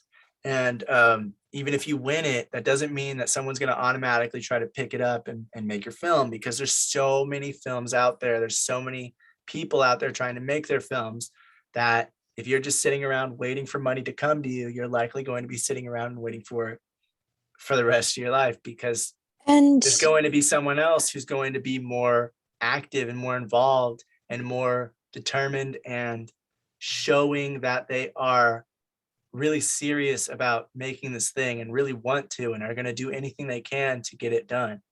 And that person is going to be having a higher priority than you, even though your script might have very good dialogue and very good scenes and be better than the other person's script. The other person that is more active and more looking for it and trying to find funding is going to find it faster than someone with a better script that is sitting around and doing nothing to try to get funding for it. I would also say that a lot of things in general, but a lot of films, artists in general suffer from this. They get an initial success from one project and they get all of this acclaim and and this buzz and people are talking about them and their name is out there and they think, okay, now I got success in this. I finally got my name out there. Now I'm going to make it big. Now I can just wait and people are going to come to me offering me stuff. Or they think, oh, now I can just ride the wave and I can work on something else, but I don't have to I can take my time with my second project or something like that. And I feel like that's a big issue too, where people think, okay, I won an award for this in this film festival. Cool. Now a bunch of doors are going to open for me. That's not always necessarily the case. And even if it is, you're still going to have to continue putting stuff out there, putting your name out there. There are people in this industry coming up all the time. And if you don't make yourself continue to be relevant, you're not going to be. And you're going to be forgotten in 2 seconds. So that's because there's other people who are trying to get their next project out, and so they already have one ready to go, or they're writing it, or right after they're done with one, they start writing their next one, or they keep trying to push for the next one, making those relationships with all the people that they're meeting. And or they get stuck on this one project after this one takes off, and they're like, no, I'm only going to make this one. I'm only going to make that one. And people want other things from them. And it's still not his time. I mean, gosh, I forgot his name. I love him and I forgot his name.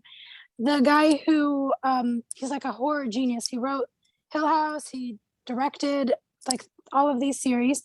The final installment, which was Midnight Mass on Netflix, he worked for 10, he presented that script 10 years ago. He's been trying to get it made for 10 years. And Netflix came with him with this deal and was like, hey, we don't want this, but we want you to do a horror anthology for us. So if you can do that, we'll possibly get your thing made later on. So he made, not even that, I don't even think they promised him that, but they told him this, make this. And so he made this, and it was this huge thing. So he was able to make something else. And then when it came to it, he was like, okay, now that people really like my stuff and I'm making you a lot of money, I'm going to make my passion project and I'm finally going to get it out there. Because then he had relationships, he had some leverage, he showed his past successes. And so he had more. But it took him years to get there. Yeah. It took him multiple projects. It took him years.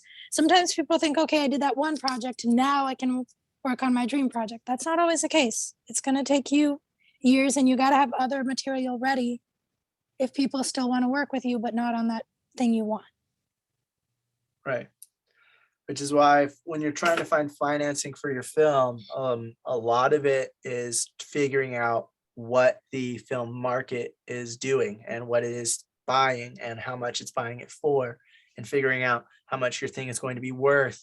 Because one of the tips in here, I'll get to it a bit later, but one of the tips is just don't don't make your film for more than it's worth, because you're never going to make money that way. And the less you make money, the more money that you lose, the less you're going to have the next chance to get investors, and the less you're going to have that. That doesn't mean never make a film you want, but if you're trying to get investors to give you the money for a project, then you want to be able to try to, as hard as you can, to break even or get them their money back. And if you get them a profit, if you give them a return on investment, then they are more likely, and others are more likely, to help you fund your next project, probably with more money, because now, oh, you successfully took my money, and or you took those other people's money and you successfully got them their return and extra on top of it. So you have to have your dream projects and sometimes not make them unless you're paying out of pocket. If you're trying to get,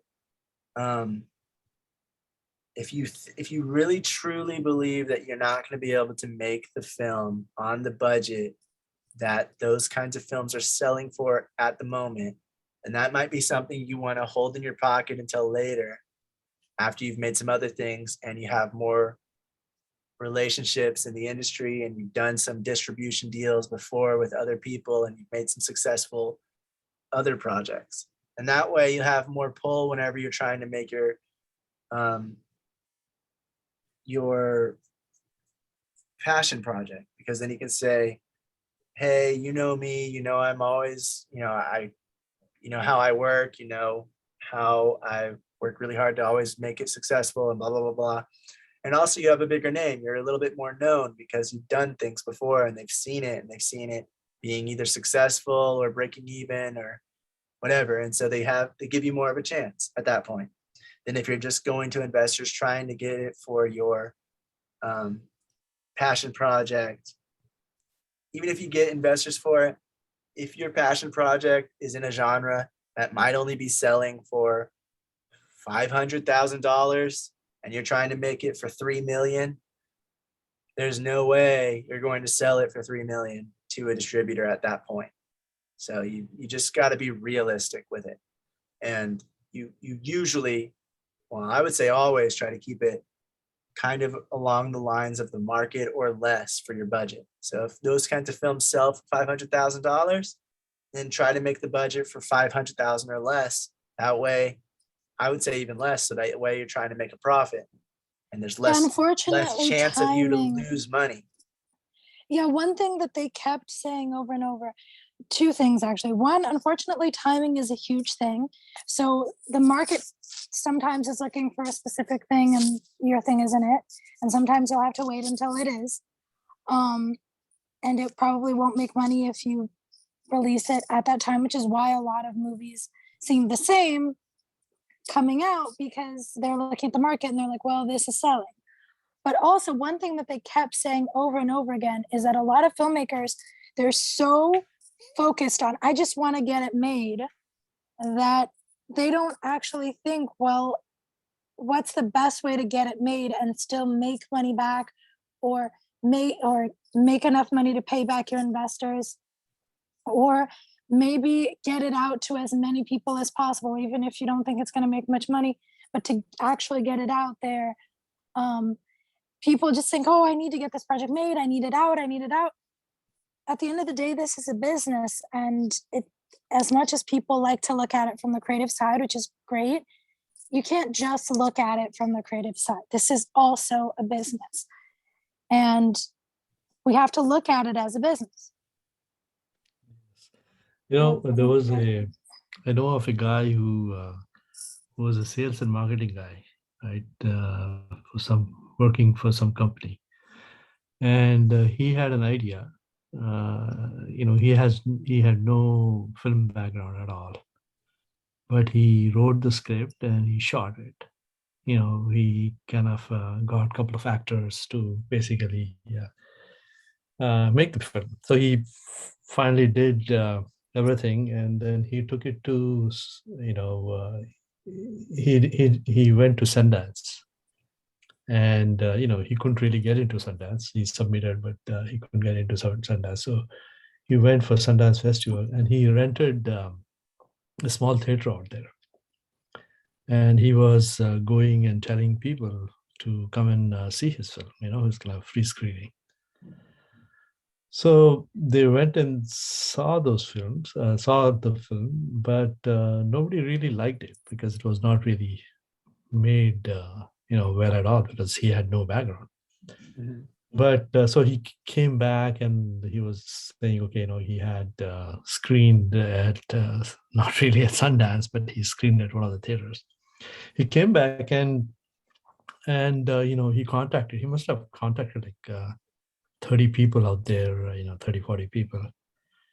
And when he came back, he got a call. And evidently his movie didn't do very well, but the cast that he had, right, especially one of the girls, I think, who acted in that, she got picked up by some other filmmaker because he liked the way she acted in it. And this guy got a funding for his next film. Basically, he said, why That's don't you make awesome. a sequel of it? So Oh, you wow. never know, Yeah. right? Yeah. No, yeah, but that's because he put himself out there. He was like, you know what? I'm not going to just tell myself, because a lot of people, it's either one extreme or the other. They think they're going to make a crap ton of money and they're delusional with it. Right. And they don't look at it in a realistic way, that like, okay, I might not make as much money, but at least I'm getting it out there. But they think, or they do the other extreme where it's like, oh, it's probably not going to be out there, but I'm just going to make it for the sake of making it so I have something on my reel. And they don't try to actually put it out there, even if it isn't like the best thing, or even if you don't have the best means. Yeah. Just And- try, you never know what'll happen. And, Just like and you said. to top it all, I think he had such bad reviews on the online. People are just commenting and his style, and so in so much that he got so much publicity, even though it was not good publicity, but he got so much publicity that it became like a cult film, of in itself. Yeah, that's Really? awesome. Oh my. Since we're on this topic, I was talking to Coda that I would bring this up at some point because we were talking about it. Might as well now. I was thinking about it and I was talking to Coda about it. And I feel like this is one of the main things that I feel like most people get frustrated in the indie scene, and that is somewhat of an unrealistic thing, is that I was telling him, like, I know that a lot of people look at it as a passion, like I said, but there is a business side, right? If you look at realistically opening a business,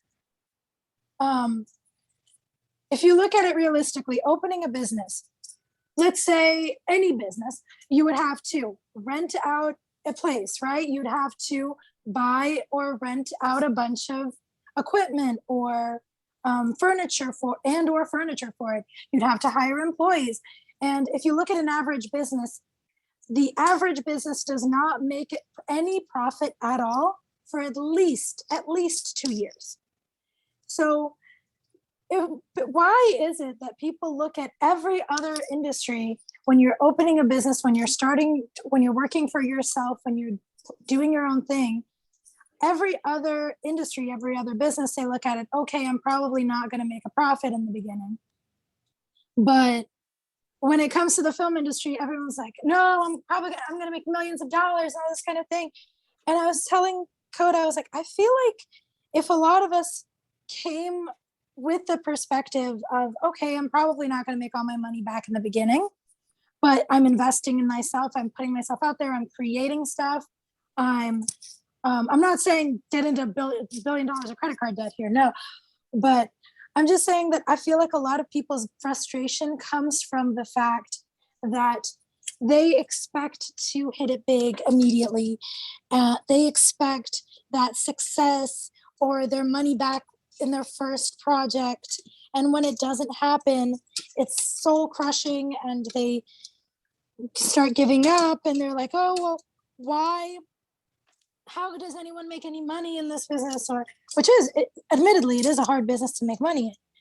But I feel like if we looked at it, at least in the beginning, as I'm building my craft, I'm building my reel, I'm getting my work out there, I'm investing so that people can know my name, just like any other business, any other company. I feel like that would at least help a little bit with that frustration, because you would be looking at it, if nothing else, in a more realistic way, as opposed to a dream-like way where, because sometimes that happens, but more often than not, it's luck, and it's it's somebody who knows somebody who you know.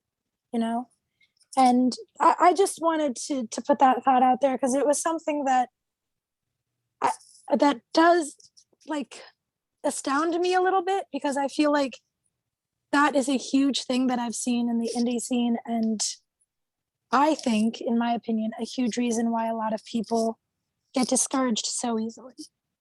Not saying it's not a hard business in every other aspect, but that's just something that I think in the beginning, most likely. Well, yeah, a lot of people. The thing about this industry is that it's glamorized a lot. Yes. Everybody has, especially in Hollywood, you always hear the rags to riches story. You heard about the creator of Harry Potter, how she wrote Harry Potter in a coffee shop on a napkin, and then she, but you never hear about like. But she's like, she's the first billionaire book writer. She was like, that was an anomaly. But yeah, it's a rags to riches story, and everybody sees that, and they think that that's what's going to happen. Like, Yeah. oh, I'm now, but my $1 million script is what's gonna. But they don't know. Like, you never see what that lady went through to get Harry Potter. We don't know. We just know that she wrote on a napkin. That's all we know. We didn't know. All you have to do is look at these stories of old Hollywood, like these stories of boy bands and movies and actors. And when you hear them talk about how, yeah, everyone thought it was a glamorous, amazing lifestyle. Meanwhile, I was paying for so many things just to pay the bills and my agents and all this crap. The rags to riches, Sylvester Stallone. Everybody knows Rocky. Then we know his story, how he was living. He was homeless. He was living in his car. Then Rocky came, and it was his rich moment. But the thing is, Rocky didn't hit big until it took a while. Like, even after Rocky, It was not an initial success. It kind of like got him like out of that debt that he was in. But yeah, everybody sees this rock. So that's the difference between, the film industry and an actual business. And to be honest with you, an actual business is the people are also intimidated by the money as well. So when you're talking about money, everybody always hears like, on the DVDs, when you're doing the behind the scenes, and they're talking about, how much money this movie costs. We're talking about millions of dollars. Like, just imagine somebody giving you $1 million.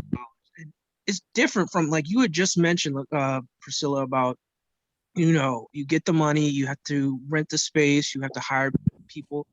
That's something you can actually, achieve. And like, you can do that now.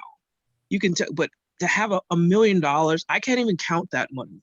It'd take me a month to count that. Yeah, you can get the loan, but that doesn't mean you're going to be successful though. It's easier for you to get a loan on a business than that is on a film. That's no guarantee that either are going to be successful. $1 million budget, say Hollywood does accept it, we're going to give. Well, first of all, if you're first time, they're not gonna be like, we're going to give you this if you've never had any type of experience behind it.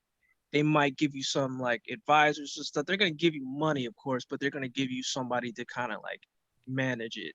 But just imagine that big a scale of money. It's very easy to think that you have, oh, well, I got $1 million, spare no expense. One of the things that I heard, Coda, was, am I understanding it wrong? Did they say it's easier for you to get funding after $1 million than below? Oh, that something was like that was on what was that? Yeah, one of the people, I think it was Spike Lee actually. He said that getting funding for him and for a lot of other people, sometimes getting funding for $1 million for a film is actually harder to do than trying to get like a $25 million film if you know what you're doing and if you are known. Of course, you're not going to get $25 million if you are a new time nobody who hasn't done any films at all and has no reel or anything. But if you have some experience there, you know what you're doing, you know what the process is. He said sometimes it's easier to actually go for the $25 million film just because when investors look at it, a $1 million film or less is less likely to make its money back than a higher budget one that has like more exposure and more, it's discussed more, it has probably better marketing and it has better quality. And so, yeah, he said, And that's what I say by this industry. Sometimes it's a little hard to get into on purpose. Like it's like they make it hard on purpose. Yeah, there's that. And then another thing I wanted to bring up is something that is kind of like shunned upon, like whenever you bring it up. Priscilla, you had mentioned this too. Funding a movie by yourself is like, you say it and it's like people hear it and it's just like, it's like a taboo thing to say. Oh, like, no, like why, why, and I understand not everybody, everybody, you have to work, you have to pay bills. I get that. But like if you don't think you can do that, you can't. For me, like I'm funding my movie like right now, and I think I've hit that $5,000 mark, and I'm almost finished, which is good because like I was willing to go up to $10,000, but I was like, well, if I can get it to If $5,000. I know Right. this, I don't want to sound like elitist or anything. Like I don't want to sound like that kind of person. I just mean that like at the end of the day, if you really want to get something made and you don't think you can find investors, sometimes you have to invest in yourself. And Yeah, that's hard. That's what I was getting. That's what I was getting at, and that's what this movie is about. It's a self-investment. I'm looking at it as a self-investment. I need this for my reel. I need this to, to build myself up. So I'm looking at this as a self-investment. Nobody sees it that way. They just see it as, oh, you're just spending your own money. No. And then people shame Right. you No, if you definitely. don't. And then on the other extreme, people shame you if you don't have enough. Like if you're making it with what you have, they're like, oh, if you don't have enough money, then don't make the film. That's another extreme. I'm like, what the heck? No. If you are trying to do this with what you have, go for it. But no, like the way I see it is like if you could, like I've seen people pay money for college when you can just pay that money. I mean, I'm not telling people not to go to college. Heard it here first, guys. Brian's against college. You hear this all the time. You hear, oh, instead of paying all the money for college, you can use the money to pay for equipment. That's true. This is facts. The money I'm spending on Kill Mary, I think I've told you guys this. I told my cast this. The money I'm spending on Kill Mary is vacation money. I see all these people post pictures on the beach, on Florida, and stuff like that. You'll never see me post a picture like in a beach in Florida because unless I'm on a movie set, like actually shooting a movie. The money they're too crowded, trust me. Yeah, the money I spend on that stuff is money I'd rather spend. For me, making movies is my vacation. So like instead of buying a car, I could buy a new car with this money that I'm spending on Kill Mary. Yeah, but a lot of people said that about something as simple as our wedding. We're like, oh, we're not gonna have a big wedding. We prefer to save up some money and use it for something, useful. A lot of people give us crap for that. So I'm not saying like, don't spend your life savings or anything. But like if you don't have like everybody's in a different situation. If you're not saving money up like that, then yeah, definitely try to go for the funding route. But for it's me, definitely a hard balance, I would imagine. Government job where I make decent money, where I have the ability to save up. So like instead of going out and buying a new car, like I have enough money to buy a brand new car, full in cash. But like I'd rather use that money towards film and just drive. Okay, now Brian's just flexing on us. Rather drive I have a Honda than or a Hyundai or a Kia as opposed to I don't make that much money. I'm not in that. This is like for me, like this is my investment in myself.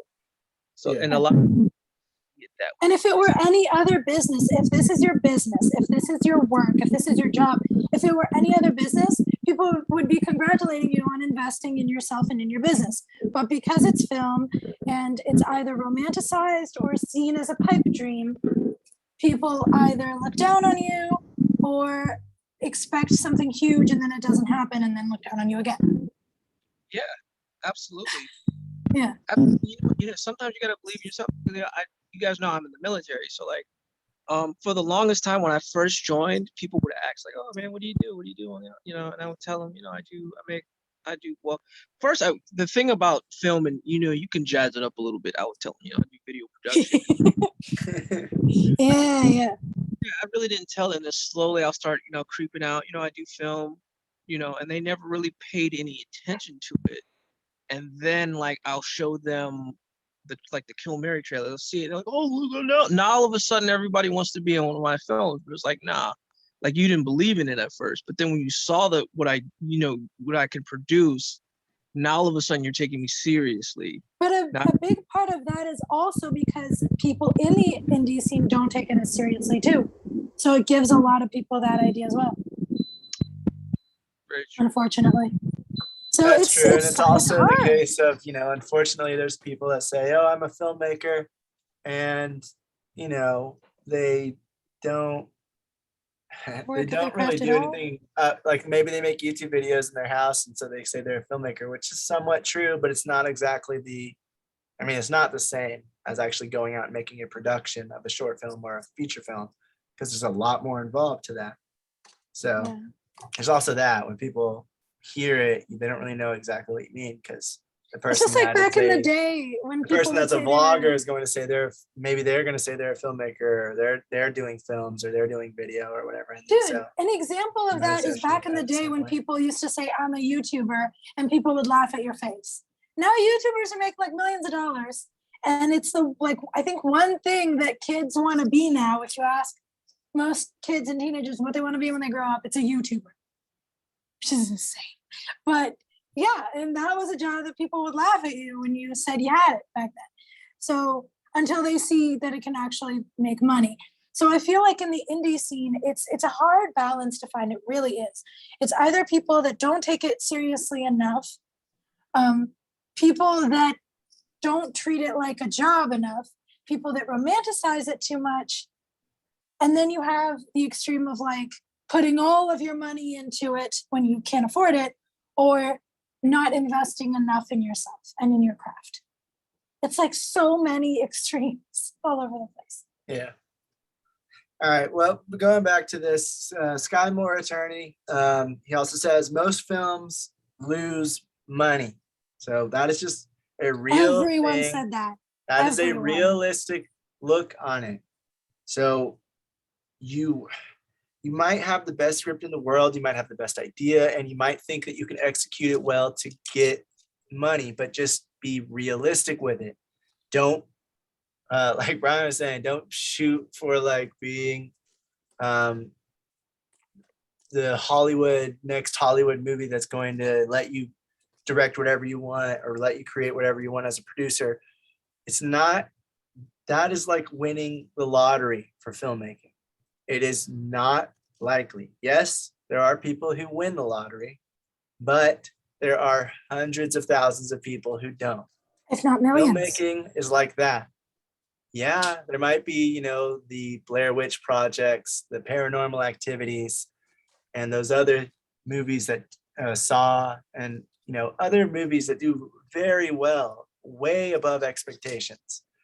But that isn't the normal. That isn't for real, what guys. usually happens. There are hundreds of thousands of horror films. I'm sure we haven't even, probably, I don't know if it's hundreds of thousands, but there are definitely thousands of horror films that I'm sure none of us have even heard of because they're so small and they've never been seen by anyone, and they're somewhere on YouTube or they're somewhere in someone's website and nobody's watched them because they didn't make it. Guys, I've never seen Saw. I saw it for the first time last Halloween, and I swear to you, are you serious that this made that much money? Wow. I would have never thought that a movie like that would have made that much money. Yeah, and Just it's to just show. it's not the usual. It happens rarely, and it's just whatever, I don't know, whatever the combination is that made it work, and it was successful because of that. So just keep in mind, most films lose money. Around 80% of them lose money. And it's because there's such an overabundance of them out there. There's so much for people to watch that it takes a lot to get people to watch your thing. Take even Hollywood feature films that go theatrical release. It's even hard for some of them to get people to watch. Yeah, And they did you have guys hear huge about marketing campaigns, and they have their story, and they have these huge, oh, we have the director from this movie, and we have the producer from that one, and these actors that you like. Yeah, there was this director, producer. I think it was a director. I forgot his name because I'm terrible with names. He was whining and complaining that no one wanted to see his movie, and it was all millennials' fault or something like that because they were all connected to their phones. And then when you saw, a bunch of people were like, I didn't even know this movie came out. Like, so many movies are coming out. I didn't know this one came out. I was super excited to see it. I didn't receive the trailer. I saw the trailer months ago and forgot about it, or the trailer didn't have the date, and then I didn't see the newer trailer because there was so much out there. Even bigger that, movies. but even if they do have a huge marketing campaign where you see it all the time, that doesn't mean everyone's going to go see it. So Yeah, because there's so much to see. look at People these are like, giant films that have been made by Marvel over the years. Like, some of them don't do as well. I mean, I don't know. I know some of them don't make their budget back. So, I mean, like, even though they had the huge thing, they have the Marvel brand, they have the actors, they have these heroes, they have these stories that people go see all the time. Some of them just don't do well. And they spent millions upon millions of dollars to try to get that thing to go off the ground, and it still didn't. So just taking that into account, there are a lot of films that are made. The guy says around 600 to 700 films are made a year, but only around 200 of them get distribution. And that doesn't even mean that they get a profit. Distribution just means that they are distributing it out. They might have got a distribution deal where there's different deals where the distribution will pay you up front, or there's a deal where after we release it, we'll help you release it because we have the connections. Then you will receive part of the revenue stream that's coming in from the ticket sales or the streaming sale or whatever we get it on. There's different deals like that. And so just because you get a distribution, you get distributed. That doesn't even mean that you've made your money back, and it definitely doesn't mean that you've made a profit. And then on top of that, there is making the money back, paying back the investors, the distributor getting their cut. If you had an agent that sold it to a distributor or pitched it, they're going to take their cut. And it's going to be the investors, the crew. And then finally, if there's anything left or there's anything over the budget not over the budget, if there's any profit after that, you can take your cut. So that, it starts dwindling down really quickly because of that. And out of those 200 films, a lot of those are probably those Hollywood budget films that you see come out a year, like, maybe 20 to 30 of them are that. And so that already dwindles it down a little bit. So it's just, there's not that many that are successful, and there's definitely not many that are as successful as some of those crazy stories that you hear where it was a blowout success, which defied all expectations, something like Sharknado or something. That doesn't always happen. You don't always get a cult following. You don't always get a big, huge audience. So just keep that in mind.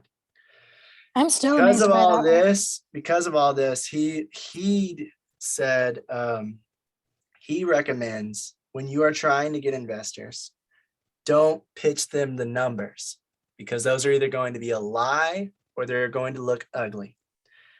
Don't just make it all about money, what they'll make back, and the financial aspect. He suggests making it more about the like we were talking about earlier, the glamour of it. Make it more about like you'll get your name in the credits.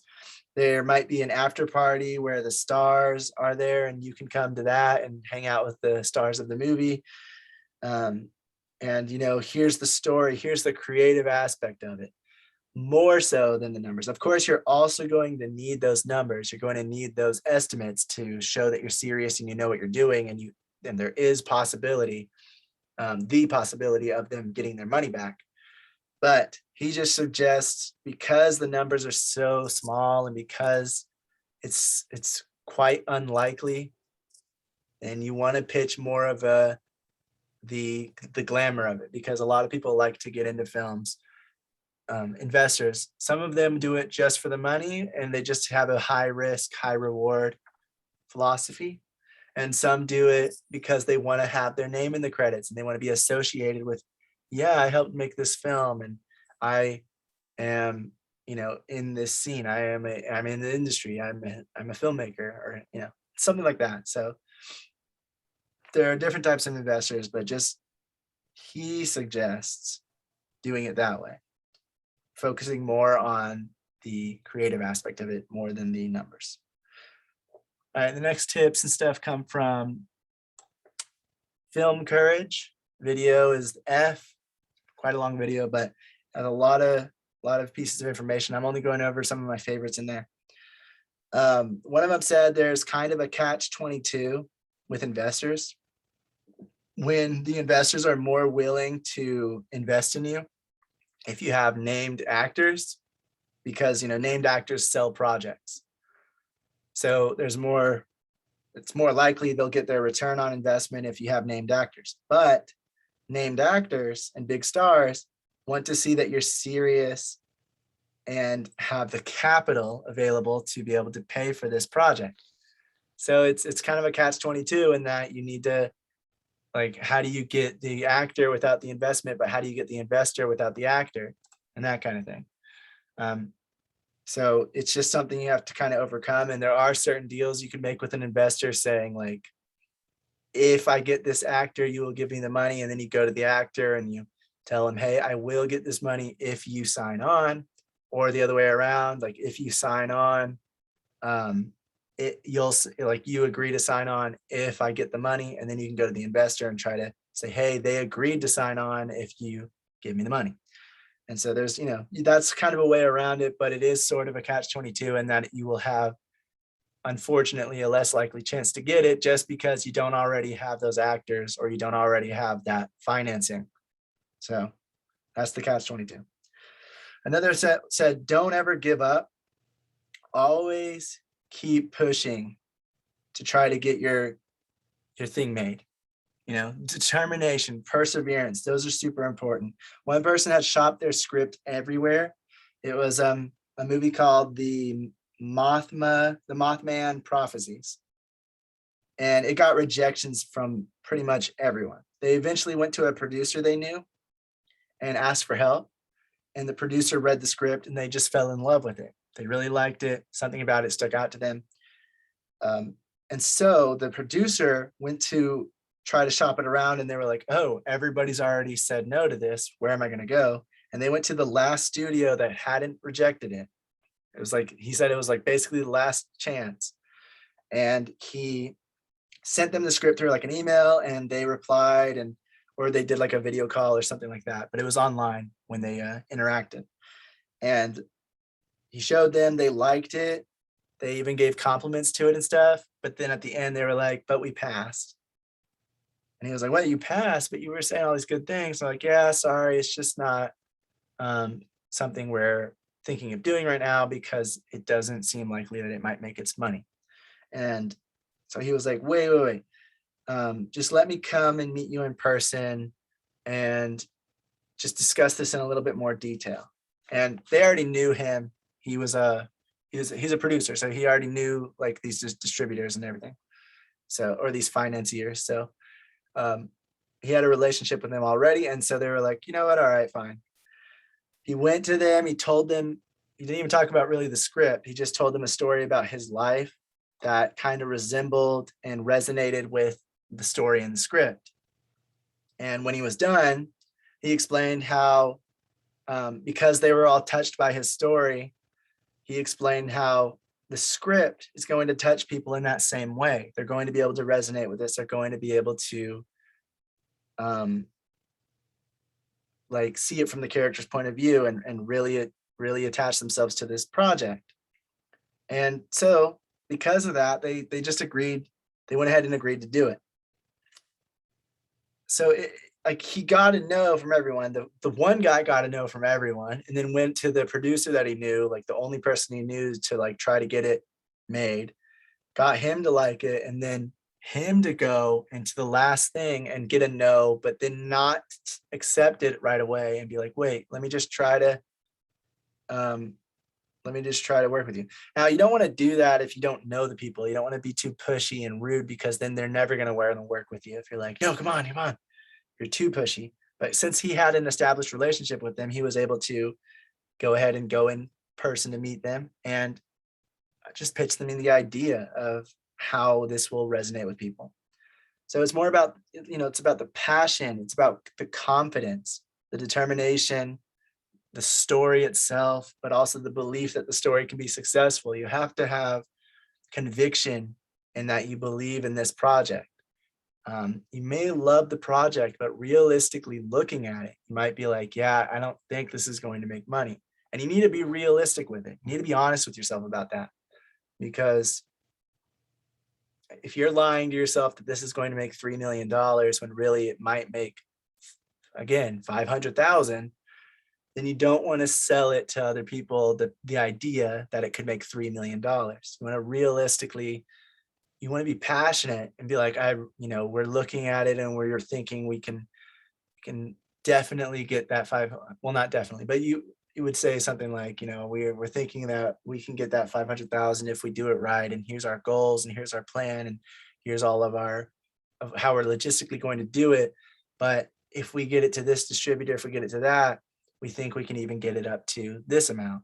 And, and having that real honest belief in it does go a long way, but you also have to be realistic in what your belief is, because you can't just believe you're going to be the next Paranormal Activity.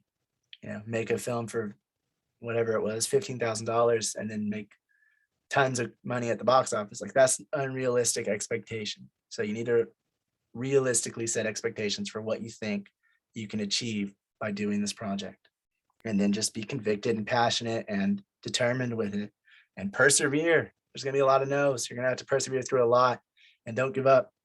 And it's always good to try to get like other people on your side, of course, because then they can help push it as well. Like, he got that producer, and that producer knew people. And he got passionate about it, so that he wanted it to be made.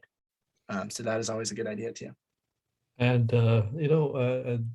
what you're mentioning, it reminds me of somewhere I read that Donny Boyle, right? He was shopping with Slumdog Millionaire, and nobody would pick it up. So there was one distributor who picked it up, and he says, I'm going to experiment with it. So he kind of released it in few theaters to see what the response people get. And he was just amazed at what people had to say about the movie.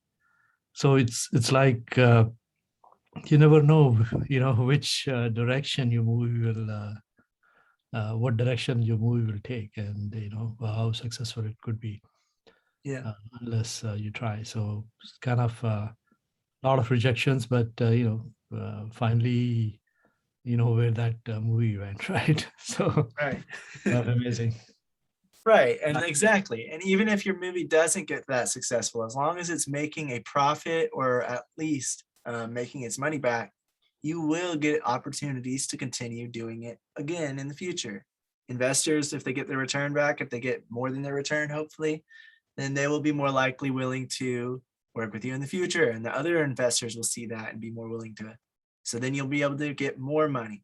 But you need to be able to know what the market is going to buy that thing for, because you don't just want to make a movie again. You don't, even if your first movie was successful, that doesn't mean you want to make your second movie for double the price if it's not double the worth, if it's not going to be sold for double, because then you're going to lose your investors' money. Yeah, your movie might be higher quality, but investors and like things like that, they're not going to care, and you're not going to have another chance to get those same investors to invest in you again if you just double the money and lose half of it because the movie was only worth half of what you put in. You never know how much it's going to make. Like Vish is saying, like you never know. Like it could make way more, but you do need to kind of do some market analysis, and or at least get somebody who knows how to do that stuff and kind of see what is the range that it might go in. And if it goes above that range, awesome. You'll probably get all the opportunities from, if you continue working hard, you'll probably get opportunities to do what you want even more. But if it just makes the, a little bit above the line, above the budget, then that's a profit, and you made something from it. So you got the money back, and you've shown that you can do it. And so your next thing will, you'll just be more likely to get the financed for it. Yeah, I mean, this guy, Donny Boyle, coming back to him, first movie he made with friends, Mhm. and he was shooting only on the weekends. It took him like 4 months, but he kind of kept at it. And then, he made the feature and then released it. Very low budget, but he got his, name up there, with as a filmmaker. So I think even if, so we should all be very encouraged about, making whatever we can with whatever limited resources we have. But the key is to get up there, to have it together and get some product out there. Yeah. If Donny Boyle can do it, I'm sure everybody can do it. Yeah, you just have to, like Like you said, you have passion to and be determined and determination and persevere through perseverance. it, and you have to set Exactly. those goals and know what you can and can't do. Another that actually brings up another thing. A lot of people, if you have a script that you feel you need to make, but you know that certain scenes and certain things in the script itself is going to cost a lot of money, the alternative to just making it very low budget, if it's not going to be good low budget, if you're trying to make an action film and you're going super low budget, it's going to look very bad. And if you're not trying to make it kind of campy, and that's not really the intention, then it's not really going to turn out the way you wanted it to. So you want to be realistic with what you're able to do with whatever funding you get.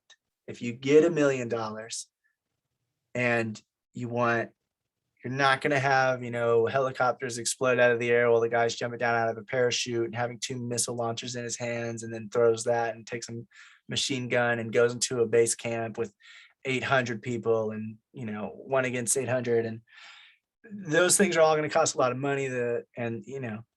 The locations and the freaking special effects, visual effects, having safety on set, all those things are going to cost money. So you have to know when to either change the script and make it something that is more feasible for the budget, or you have to try to make something else in the meantime before you make that script. There's no point in making a $4 million script with a $400,000 budget unless you're going to change that script drastically. Maybe you had 7 locations in there. Well, you're going to have to scale that down. You're going to have to make it 1 or 2 locations, make it more contained. Maybe you had a scene, like I said, it had, I said 800, which is ridiculous, but 30 to 60 people on an army base set, and they're, a military regime or something, and you want to do that scene, but you're not going to be able to afford it. So you have to cut that out. You're making the scene more contained. Now it's a spec ops mission maybe, and it's a few people, and it doesn't really change the core story and the core script. It just changes what you're able to do for that script at the time. So that is another thing you have to look at. You have to look at being realistic with what you're able to pull off. The more you can pull off with less, the more you'll have a chance to do more later on with more money. But until then, you have to be really creative with the ways you're going around how to make it, how to still make it, even with the lower budget that you wish you had more. But you have to figure out how to make it with the money you have, and how to make it well, how to make it the best it can be with that money. You can make anything and make it pretty well with with a low budget. I've seen good things with $5,000 budget. They worked around things. They begged, pleaded, and asked their friends for help, and they knew people and asked in a bunch of favors and whatever else. So they did everything they could to get that thing to happen, but they knew what they could make. And it let's was not usually forget the main thing. They got was- creative. Yeah, they got really creative with how to make it. So maybe I've heard plenty of behind the scenes stuff with those kinds of films where it's like, yeah, originally it was going to be, 3 locations, and actually the story was going to have a different character that came in. But then when we readjusted it based on the new budget, we brought it down to 1 location. And because we did that, that one character made no sense. So we kicked them out. So that's one less actor to pay. And they made it a much more contained story. Overall, generally the script was very similar and had the same feel. It just didn't have as much expenses to it. So always keep that in mind. So Raphael saying in the comments, like, when you're broke, it seems like the story, it kind of feels like when you're broke, the story, whether it's more gimmicky or original, carries more weight than the actual visuals. Yes, but you can get creative with the visuals. Like we said, we've seen even people, use miniatures, people use green screen, people figure out ways to cut if it's an action scene and they want it to look more intense than it is. Certain cuts make it still look good without it looking too choppy. It's more about knowing how to create that tone and that feel without needing all of that stuff. Yeah. Does that make sense? It's like instead of your guy driving a Lamborghini, he might just have to drive a regular four-door sedan. And, he's like, I could even add a little bit of a comedy Or just show moment. him in the car. You could Just change it show- and add a little bit of a comedy moment instead of it being a really cool, badass moment. Now it's he doesn't want to have to drive this, but he's going to, kind of thing. And so that could Or- actually add to the movie. You just have to be creative with it. Yeah, or you can just cut to him inside the car driving. Like, we don't have to see which kind of car it is. It's just a super fast car. And then if you want, you can maybe take like a stock footage of a Lamborghini driving on the road and add that or something like that. I don't know. I would say I would probably avoid don't do that, because Yeah, I would avoid the that. inside is going to look very different on a Lamborghini than it would on a different car. The Yeah, doors aren't true. going to be But the you don't butterfly have to, doors or fine, whatever. then don't name what kind of car it is. Just like cut to him in a car. Or, I don't know, like, I feel like your car, it's a simple car, but because it has like the tan leather, not leather, but the tan seats, it looks fancier than it is. So just Right. that, I'm not like right. a I'm cover not or like the something. whole point I was trying to make is just that you don't need the most expensive thing, even if it's in the script and you felt like that was a needed moment. Sometimes you're able to change it for Oh, yeah. cheaper, and it sometimes it makes the movie a little worse. Sometimes it enhances it, but you got to be creative with it and get around it, because you're probably not going to get the budget for that. And if you do, then that's great. Go ahead and do whatever you want, but you just need to know these things. Going back to Film Courage, video F in the movie, How to Finance a Movie. One of the people were saying, one of the guys said he had Can I just say one more thing? 150 no's. So he went to 150 different people, 150 different financing institutions or investors, and they all said no on the same script, but he kept trying. He even had agents and reps, but ended up going on his own. And he said, if you just sit back and expect the agent to do it, they're not going to.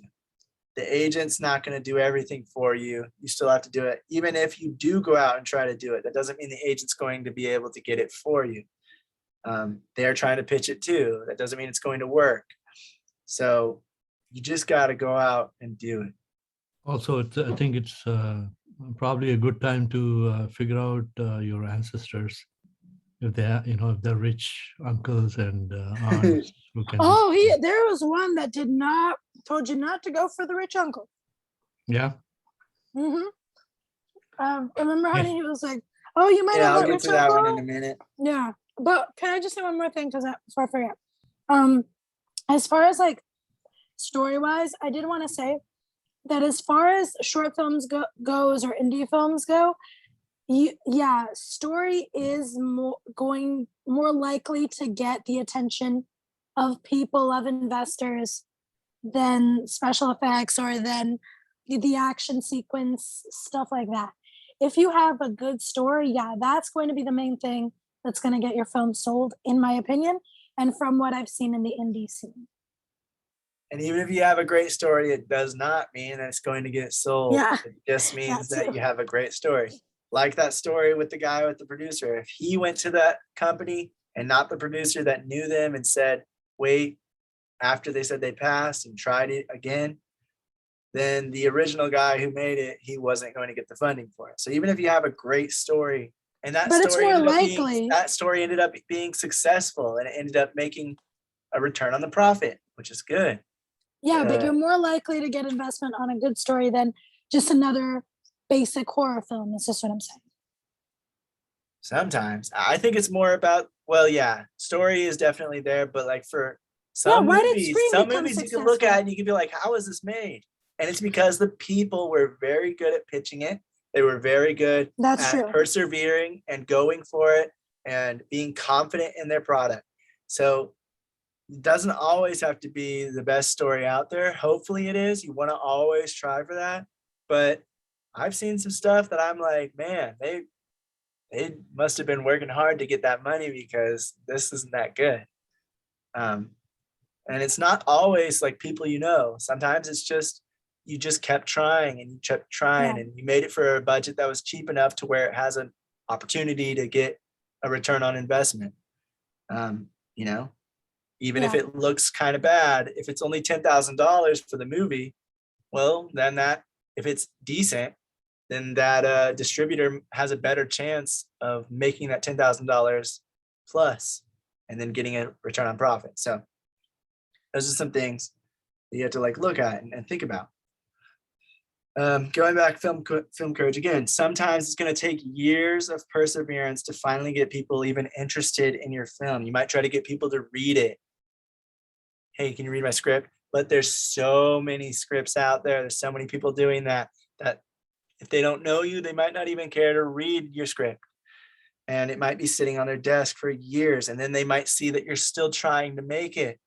3 years later, you're still going and asking people. And it's, it's a circle. People hear stuff. They hear what's going on and who's trying to do what. So if they hear that, oh, that guy's still trying, well, he must be really serious. He must really believe in this product.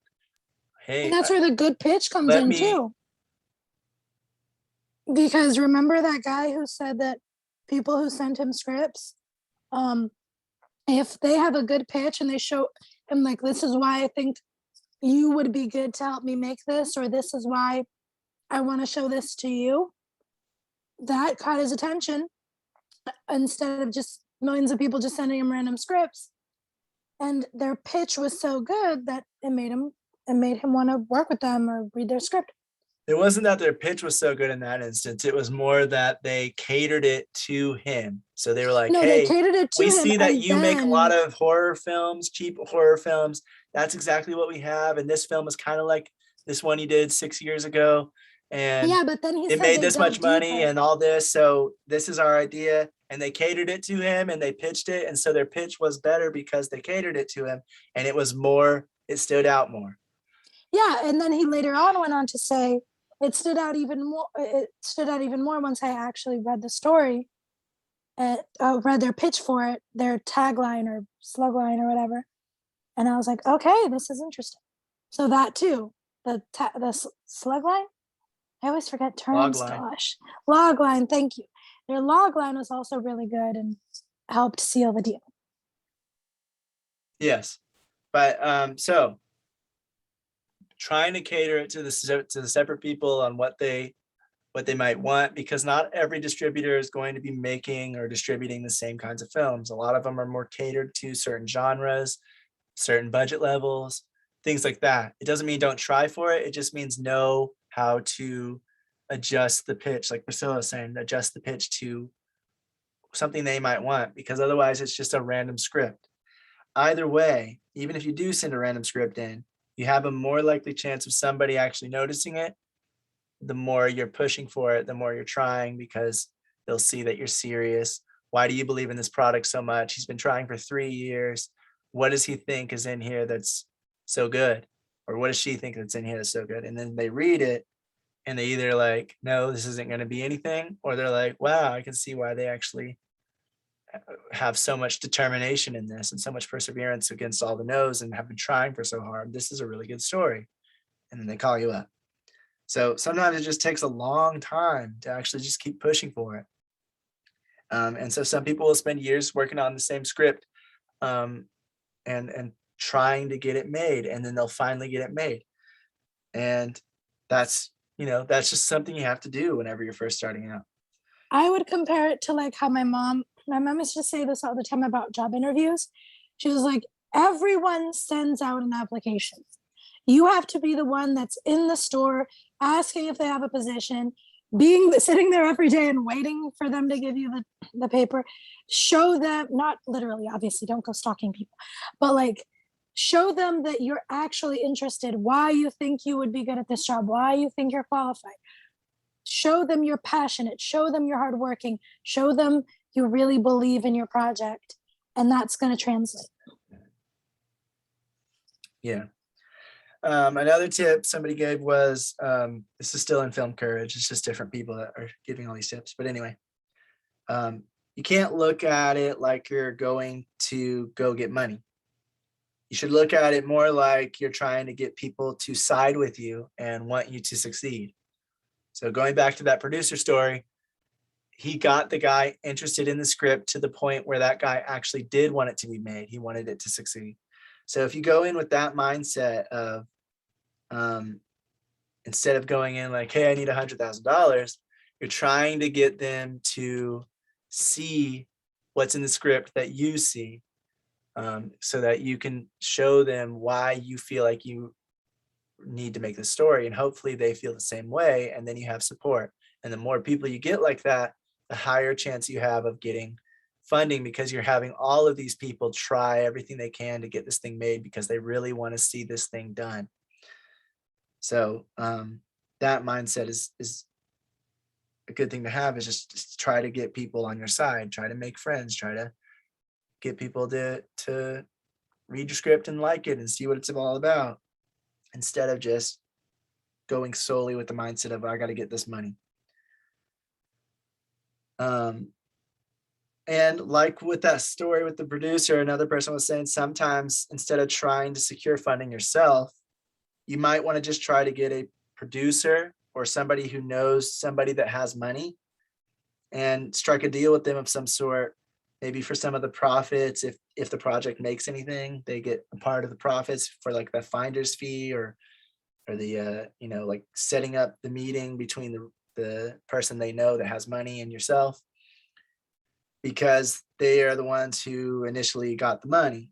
You could also make them executive producer, where maybe they're actually going to go try to get the funding because they know that person that has the money, even if they're not a producer, they have a better relationship with them and a higher chance of maybe getting them to fund it than you do as a stranger to whoever the person is.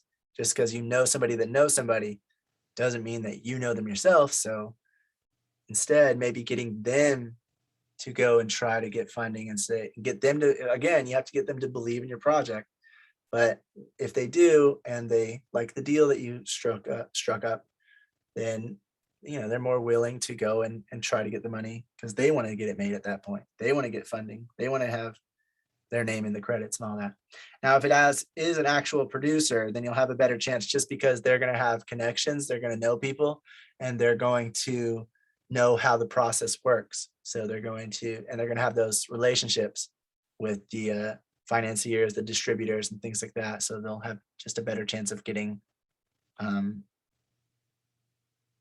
the funding needed and distribution. But it doesn't mean that it will. Again, even if you know people, they still get rejected a bunch. There's people who've worked with Netflix for years, made 3 films that were successful, or 3 projects or shows, and their 4th show or 4th project still gets rejected. It just happens. It doesn't mean that they should give up. It just means they gotta try to do that again at some other time when there's different executives or there's different people looking at it, or make a different project entirely. But you aren't gonna just get yeses, even if you have people that know everybody. Even if they know everybody, it doesn't mean you're gonna be able to get your film sold, but it does up the chances of that happening.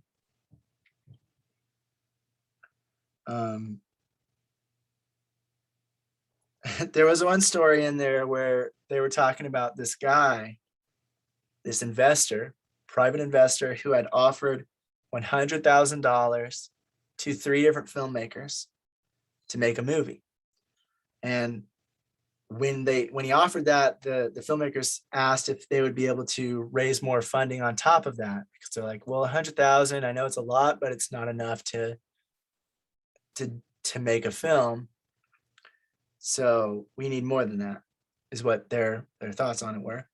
And so they said, can we ask more? Can we go for grants and stuff? And he said, no, make the movie with this $100,000. Show me you can do it. And they all declined. And so from that, I was just like, you got to take opportunities when you can.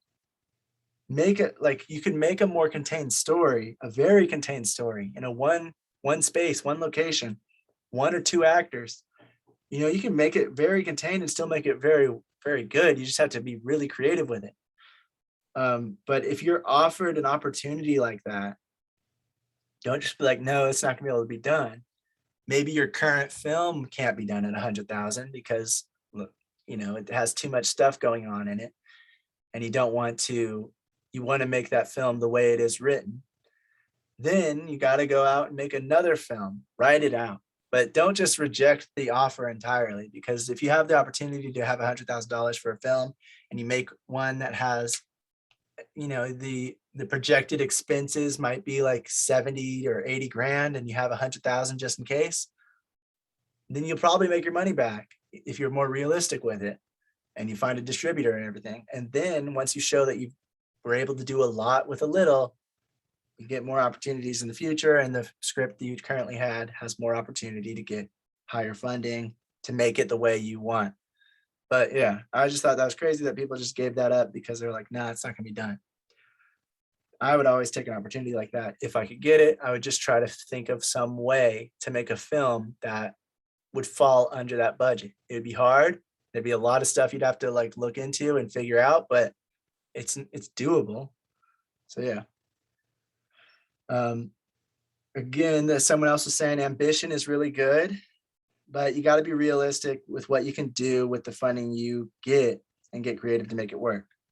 So you can't do everything with ambition. You got to have both ambition and a little bit of realistic expectations to not to make you feel bad or feel dampened or feel less like you're more like you have less you can do, but instead look at it more like I have to think creatively of how I can get around these hurdles, because that's pretty much what independent filmmaking is. You have to figure out there's going to be a lot of problems that go on, a lot of things that come up. Your funding might fall through. All these sorts of things might happen. You got to think of a lot of different things to get over those hurdles and those obstacles. So you gotta get creative with that and be ready, because if you're trying to make a film, it's hard to do. Like Brian was saying, like getting $1 million, and that's not even a lot for a film, which is crazy. $1 million. If somebody gave that to you right now, you would love that, but If they gave it to you for a film and you had an idea for a film, you might look at it a different way. You might be like, oh, that's not enough. I need, 20 million for this film idea I have if I keep it the same as it is in the script. And so $1 million not being a lot is crazy. And so you have to like get really creative with all the different things and realistically set a budget that makes sense for how expensive everything's going to be, so that you don't go over budget and you don't fall into these traps of, well, we got the film made, but now we're at post-production and we have no money. Can you give us another 100,000? Because you're probably not going to get it. And then you're going to be stuck in limbo, and then no one's going to trust you with their projects and their finances ever again. So it's a lot you have to think about, and it's a lot to pre-plan, but you definitely want to take the time to actually do it. They say build your team earlier if possible, so you can properly budget, because what they did is they didn't factor in how much it was going to cost for post-production sound. And so luckily they had enough money. They had some savings that they put in some of their own money so that the post-production sound could happen. But they went over budget by post-production because of that, because they weren't expecting the sound to cost that much. And they were like, you really need, the other thing about budgeting and like financing and everything is figuring out what needs to have professional people do it, and what maybe you can get by with either you doing it or someone with less experience. Things like sound and post-production, things like color grading, those are usually needed to be done by someone who knows what they're doing. If you're having a composer, that maybe can be done with somebody who doesn't really know what they're doing, but the more they know, the better that composition is going to sound, and the more it's going to What?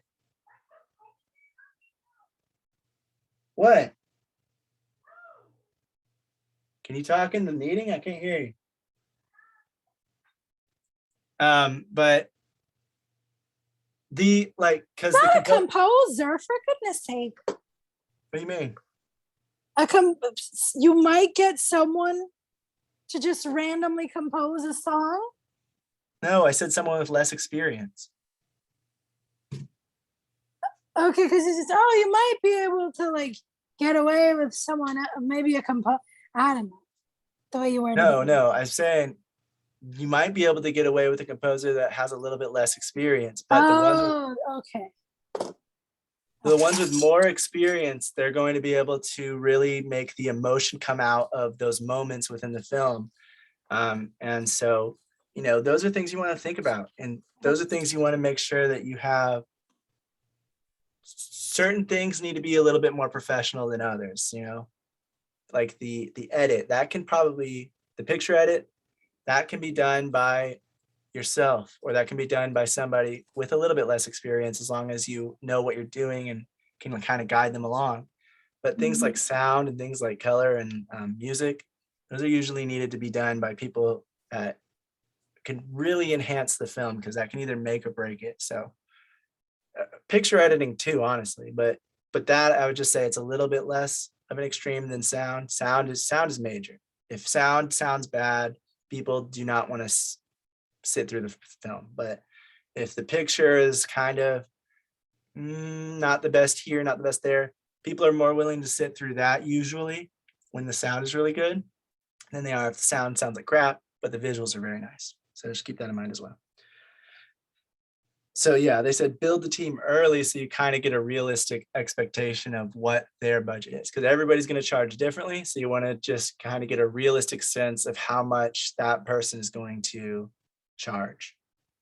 And then once you have your team built, you can have a realistic expense budget of how much it's going to cost for the crew, and things like that. Every film, the reason why a lot of people watch these, things about finance for film, and then I don't know, I've seen a lot of people get mad because they didn't answer the question that they had, which is, where do I get the funding? And there's multiple avenues. We talked about that last time. But the reason why nobody really gives a clear answer is because there's not one. pretty much every film, if you listen to the behind the scenes, if they have it and they say how they got the money, they're all going to have their own path for how the funding came to be. You're not most of the films out there and stuff, they're not just made from one income source, one revenue source. They're not, if you get an investor, that's great, but that's usually not the only place you're going to try to get funding from. If you have a place where it has a large tax incentive, that's great, but you're probably not going to have your whole budget paid by that tax incentive. So every film will do a different mixture of things to get the funding they need to get it done. They might do it with people they know. Some people do it on their credit cards. I wouldn't recommend that, but it's worked out for some. It hasn't worked out for a lot of other people, and they went into debt, had to have their whole business closed down and things like that because of it. But that is an option as like a last resort to just pay for it on a credit card or go into debt for it. So there's plenty of different avenues that people go with and different paths. So each film's going to have their own way of getting it. And that's why nobody can really say, well, this is how you get it. You just go to this website. There's a bunch of investors. They're all going to give you money for your film, and then you make it and everything's good. It's not how it works. It's a lot more involved than that. And it takes a lot more time and effort, which sucks. And nobody likes to hear that, but that's just how it is.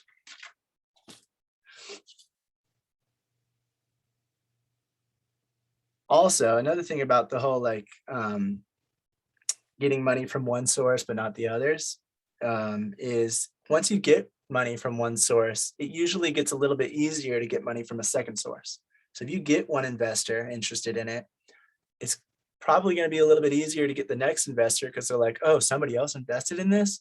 So there's a reason, there's something there, or that other investor feels like they might make a return on their profit. Well, all right, maybe I'll think about it a little more, or I'll be more inclined to give you the money then, because if someone else believes in it and I sort of believe in it, I believe in it a little bit more now. And so it's just kind of a domino effect of that. Like the more funding you get and the more realistic the thing looks, the easier it might become to get the next part of the budget.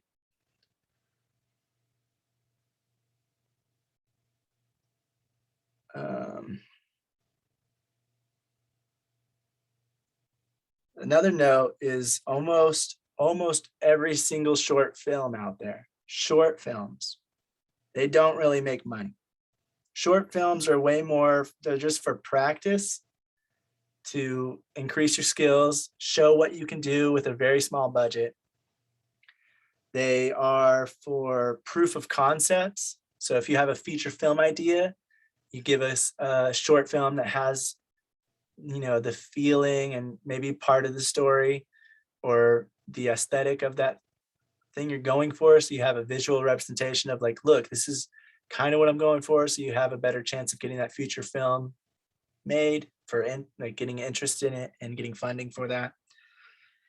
Where am I at? Where did I go?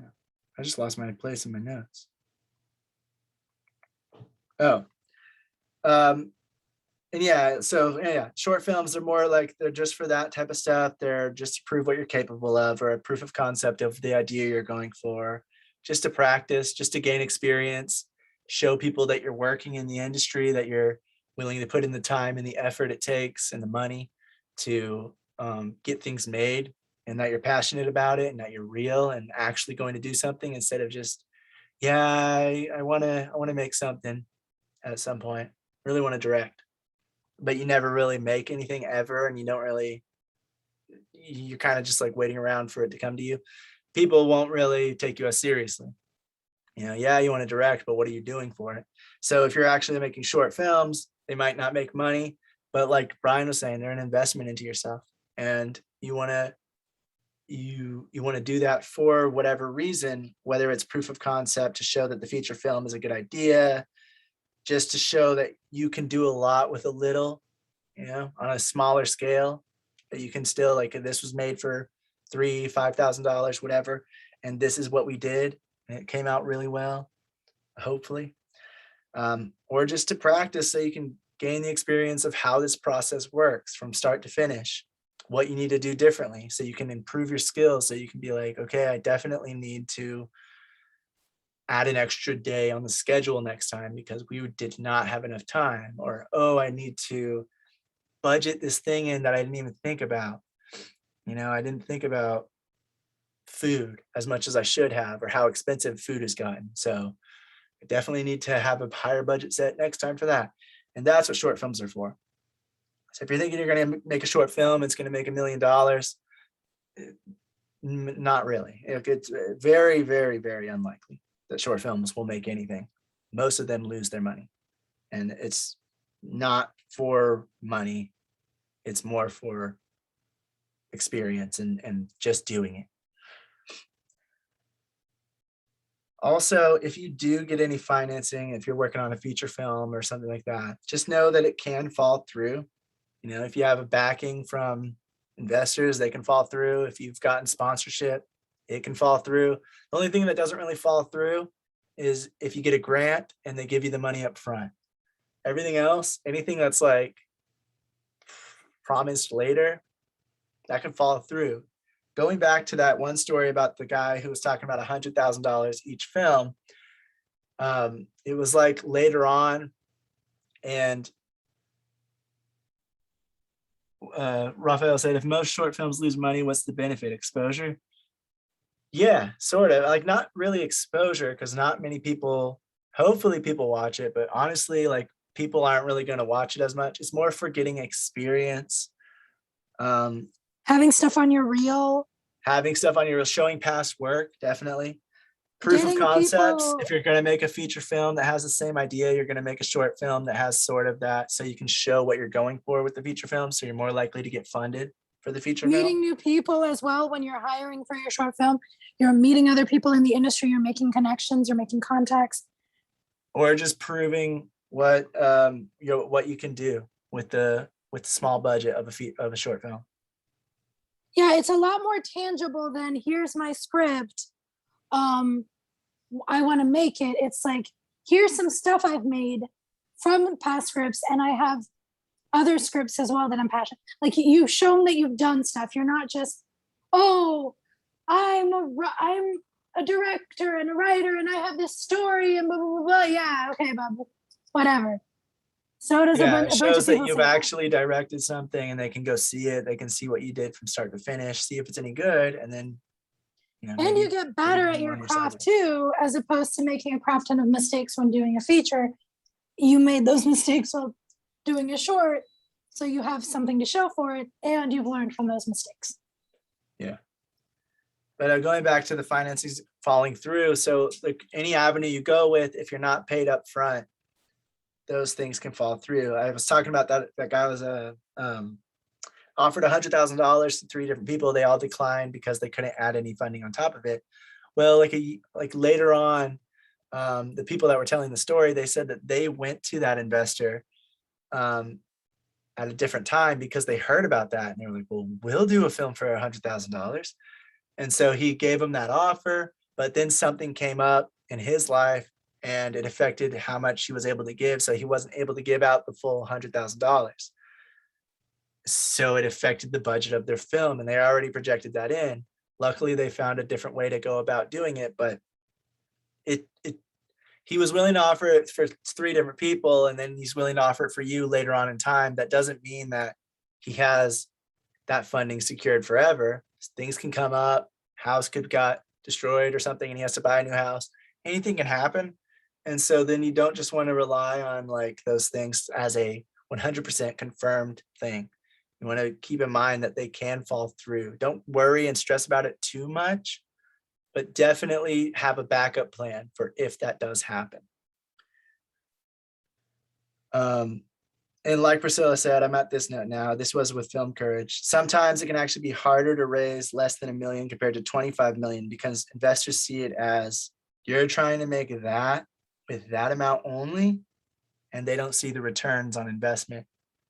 And so if you have a higher budget, sometimes, depending on what level the budget gets to, they might be more inclined to fund it because you're getting these A-list actors and you're doing all this stuff and you're getting this guy who knows what he's doing for directing or for directing of photography or whatever. And so they see a higher chance of return on investment, even though it's more money. So that's something kind of interesting to think about, like that, because it's lower budget, less people are going to watch it, but the higher budget one, even though it's way more money, 25 times the amount, it could have a higher chance of returning of getting a return on investment compared to the $1 million one. Or it could be the other way around. You never really know.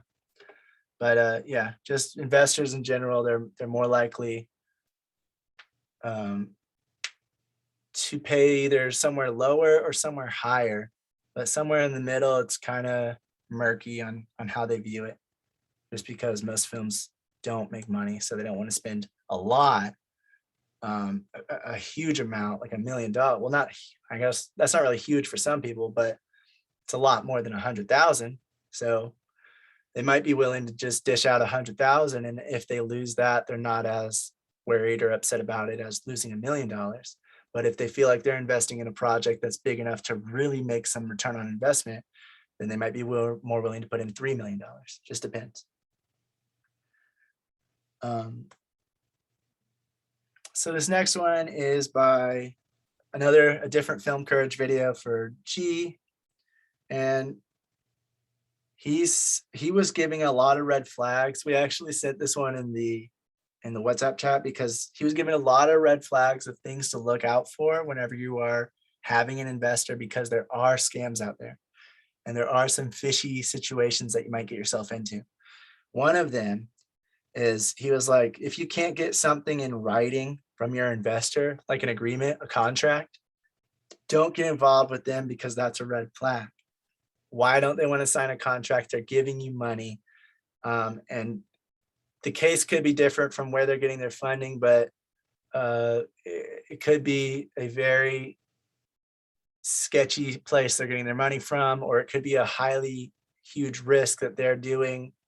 And then they're going to say that, they could say that, they never agreed to get the money from you, or to give the money to you if it doesn't work out.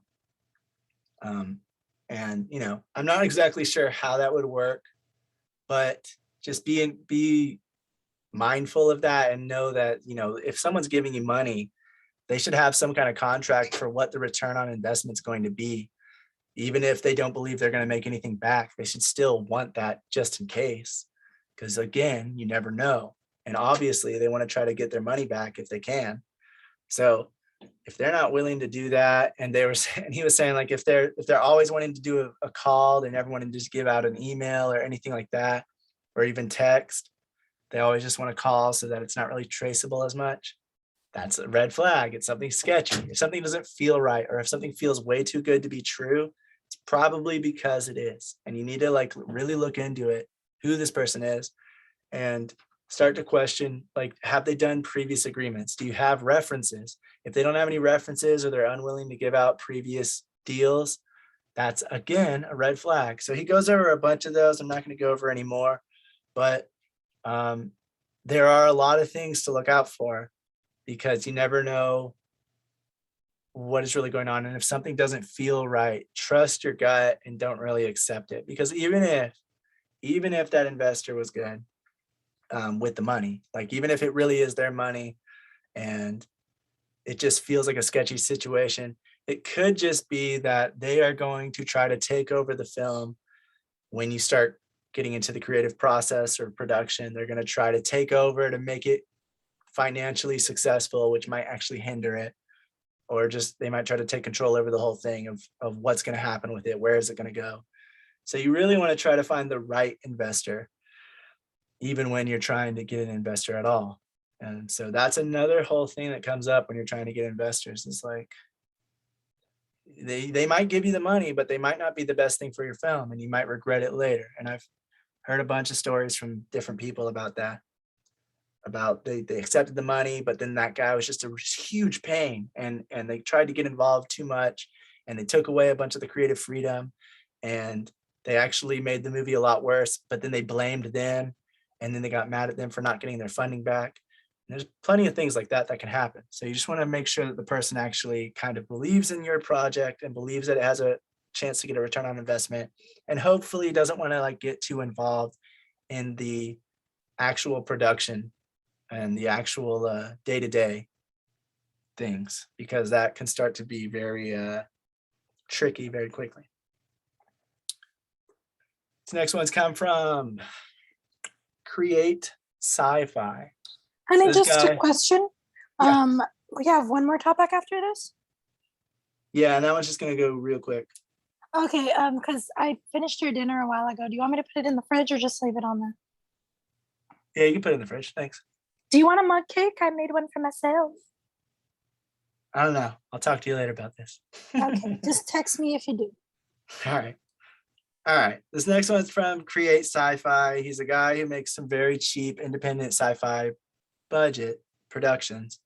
And he actually had some really good idea for how he goes about making his budget. He calls it do-it-yourself budget, the momentum budget.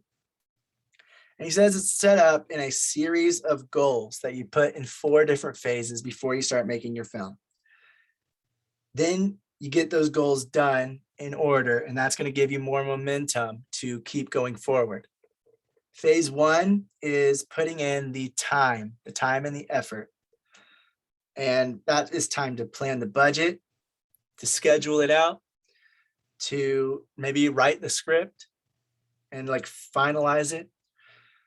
And any other parts of development, if you know how to draw, that might be the concept art stage and the storyboard stage. And it's just all those elements that you can do where you have to, it's free to do for yourself. You just got to put in a lot of time and a lot of effort into getting it done. But by that point, you'll have spent a lot of time on these things to where you might be more, you'll have more momentum to keep going instead of just giving it up. So then you get to phase 2, which is collaboration, which is trying to get people involved and interested in it. So you'll be maybe setting up a reading with a public reading where you're going to read the script. Or maybe it's just contacting people and sharing the script or sharing parts of the script to get them interested in the project and asking them, if they'd like to read the whole thing, they had to sign an NDA or something, and then getting them to be interested and maybe wanting to help you. Because then once you get that help and you get those people and you start building that team, you'll have more motivation to keep going and get to the next phase. Phase 3, financing and finding funds. So that's, obviously that's one of the most difficult things to do. It takes a lot of effort, but once you have that team together, you're more likely to have support, either people helping you try to find the funds or just supporting you when you're hearing those no's and things like, oh, don't worry about it. We'll, keep going. And those kinds of things can really help whenever you have people that believe in your project and believe in you. So even if you're getting no's and rejections from all these investors and all these different avenues you're trying to get funding from, those people that are with you that believe in your project will give you more momentum to keep going. Like, I can't let them down because they all believe in me. So let me show them that there's a reason to. And that will get you to phase 4, which is finishing the project. You did your, you got your funding and everything, and you started making the project. Well, you got to finish it. And now you should be more inclined and have more momentum to actually get post-production done. There's probably going to be some hurdles. There's probably going to be some obstacles that come up with that all the time. Every single movie you ever hear about, pretty much all of them go through some kind of obstacle or hurdle. Something unexpected happens when they get in production, when they're in production, and then when they're in post-production. And it's a lot of those obstacles have to be bashed through. And that's what this whole momentum budget is about. It's about having, well, I've already put time into it. Well, I've already got people interested in it. Well, I already found funding for it. So now let me just get this thing done. And it's just pushing through to the end to get all the momentum so that you make that movie. And you just keep going to overcome all the challenges that come your way because you have more reason to. You put in time and effort, and it's starting to show. And once you start something and you start actually getting it going, you set dates for yourself. Oh, that was another big thing he said, set dates. Make sure that you have goals. I want to start production by this date. I want to finish the script by this date. Setting goal, even if you don't exactly get to follow every single one of them, it still gives you that momentum to do it. Yeah, I've heard This thing, that media studies, for me, it gives me the momentum and the reason to study these things. Oh, I got to, because we're going to start talking about this next week. So even if I don't feel like it one day, I'm like, oh man, I'm really tired, I'm still going to do it because I need to get it done. It's something I do want to do, but some of these types of things, like finding funding for a film or actually getting a project to start, they're hard to get going. But once you get them going, it's just like, okay, now it's getting a little bit easier to actually put in the effort to keep going, just like with this media studies thing. What, honey? No, I was just gonna say, I've heard that from so many people in the industry, basically saying that setting dates for yourself is just so crucial, because it actually gives you, and this is just for life in general, like goals and stuff like that. It gives you more energy. It gives you a deadline, which means you work harder. You are more concentrated because it's coming. It becomes more tangible instead of just this thing that I'm going to do at some point. You have a specific date and time, and you're like, okay, I need to get it done by this. It becomes real, basically. Yeah, and I mean, you'll see time pass, because if you set it for 3 months from now, you'll be like, holy crap, it's already almost here. Like, so that is the reason you want to set those dates. So you can see that time passing and you're like, wow, it's been almost a year and I haven't even done it yet. And if you didn't set a date, you might be like, oh crap, I was talking about doing that last January, when people are like, hey, did you ever finish that film? Did you ever finish that script you were talking about? No, no. And so you want to start setting these dates so that you actually have a reason to get it done. Even if it's just for yourself, you still want to have that stuff get done, because it is kind of hard. No matter how much you love it, these things are hard to start to get going. Like, you're going to have creative blocks whenever you're trying to write. You're going to have that feeling of doubt whenever you're trying to think about funding or getting people involved. If people start rejecting you right off the bat, you're going to start getting doubtful about, maybe no one's going to like this film. Maybe no one's going to want to work with me. There's a bunch of these things that happen, but you just got to keep pushing through and setting new dates. And like, I got to try to get a crew by this date, so that you just do whatever it takes to get it. Everybody's saying no. Well, now what do I do to get them? Because I said by next week, I wanted to have at least the director of photography, the producer, and the director all figured out. So what do I do to get that? I would also say, try as hard as humanly possible to stick to it, because sometimes they're like, oh, even if you don't get it, at least you get something done by that date. That is a very slippery slope, and it can create very bad habits. You need, I mean, not everyone, but most people need some kind of pressure to get things done, some kind of ultimatum, some kind of work. So you need to be able to be serious with yourself and be like, okay, this is the time I'm giving, no excuses. And I need to have at least like 80% done by then, or 70, or whatever it is, but set a clear goal and don't make excuses like, oh, well, at least I got this, because that's just going to set a precedent for, it doesn't matter if you set a goal in the future, because you're going to be like, oh, well, at least I got this done. Right. If this is your first time setting goals and you don't really know the timeline of how long it's going to take, I would say you get a pass. I would say start small then. Be realistic with yourself. I'm just saying that it can become a bad habit subconsciously. And if you want to create a better workflow for yourself, a better work relationship and habit of setting those goals and making them, start small, be realistic with yourself, because the more goals you accomplish, the more emboldened you feel, the more confident you are, and the more hard work you're going to put into it, because you're gaining that confidence. You're like, I'm doing it. And it's becoming a real thing. I just speak from my own personal experience, because I am a person who needs who needs like structure. And I've done this before, where I set myself a goal and I met it partially, and I kind of just kind of shrugged and got a little discouraged because I didn't meet it completely, and then just kept going. And I know that a lot of people are the same. Yeah. That's just my personal experience and opinion. Yeah, I agree. I just think that, even if you don't get the whole thing done, setting it is going to get you at least further along than not setting one at all. No, And yeah. just saying, I'll do it later. Oh, I'll do it later. Oh, I'll write the film later. I'll write it later.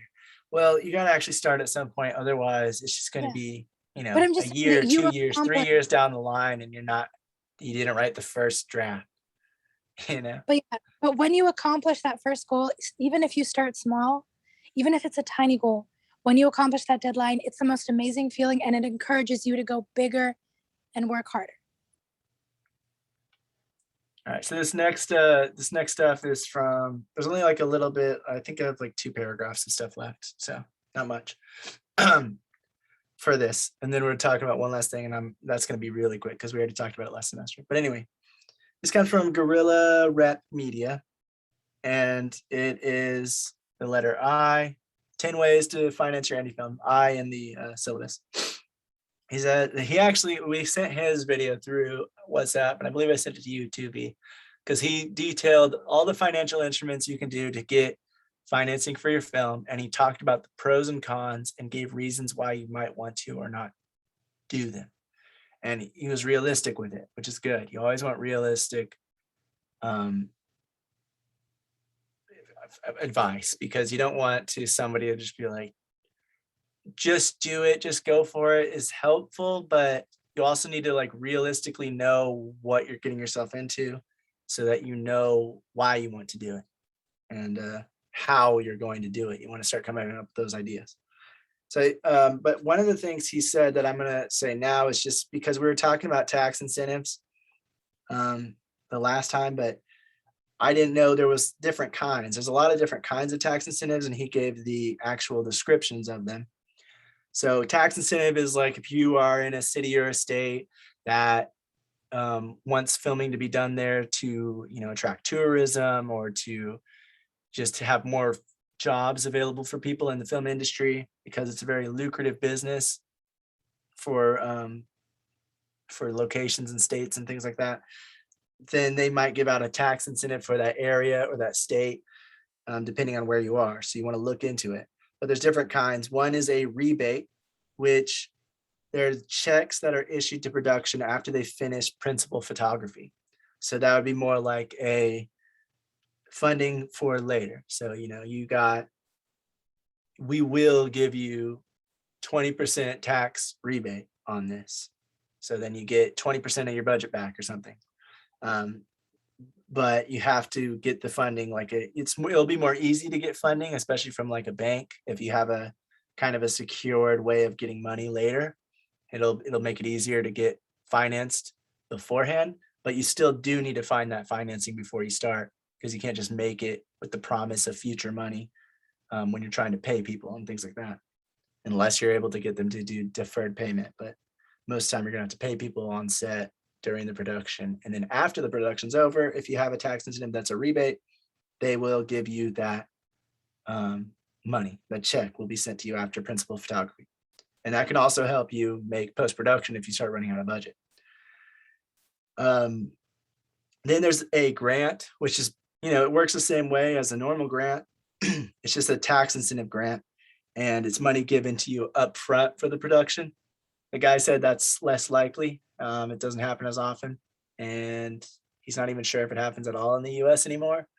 But depending on where you are, it could be a option, and that's probably a lot easier. That's probably one of the best ways, is if you're getting a tax incentive and it's upfront to your production. That's pretty cool, because then you can have the money while you're making it. You don't have to find another source of revenue or another financial instrument to back it up until you get the money. You get it right off the bat. Then there's something called a transferable credit, which is a tax credit that can be sold to either wealthy individuals or organizations. And he said, generally it won't be sold for the full value, because they're buying it from you so that they can gain more money from it. So whatever that credit amount would be, they might, let's just say for it's $10,000 for, let's say, then they might give you $8,000 or $7,000 right away, and then they buy that from you, and they'll get the $10,000 credit in their taxes later once tax season comes around. So that is a good way to get the money, and that can get it like pretty soon. Again, that'll cause extra work because then you have to find someone willing to buy it from you, and you have to know what it's worth and be able to bid it to different people, and not just go with the first deal that you get unless they're willing to pay like almost the entire thing. Because you're not going to be sure. It depends on the time of year. It depends on how the economy is doing. It depends on how many wealthy people are around that area and how many people are willing to buy a transferable credit, to where it could get, it's like putting an auction on eBay. If people are interested in it, it's going to get bid up. It might be worth a lot more than if you just sold it to the first person that made an offer. And then the last one for a tax incentive is a refundable tax incentive. And that's basically acts like a rebate, but you have to file a tax return before you get the refund. So that's more like you file your taxes and the refund comes through the tax incentive as a tax return.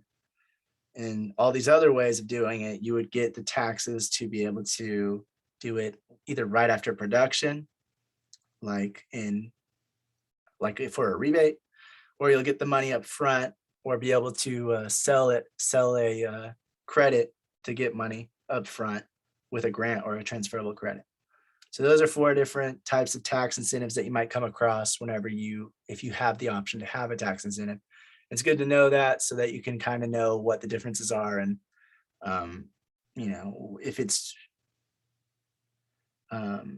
it's going to be as easy as a grant, or it's going to be a little harder with transferable credit.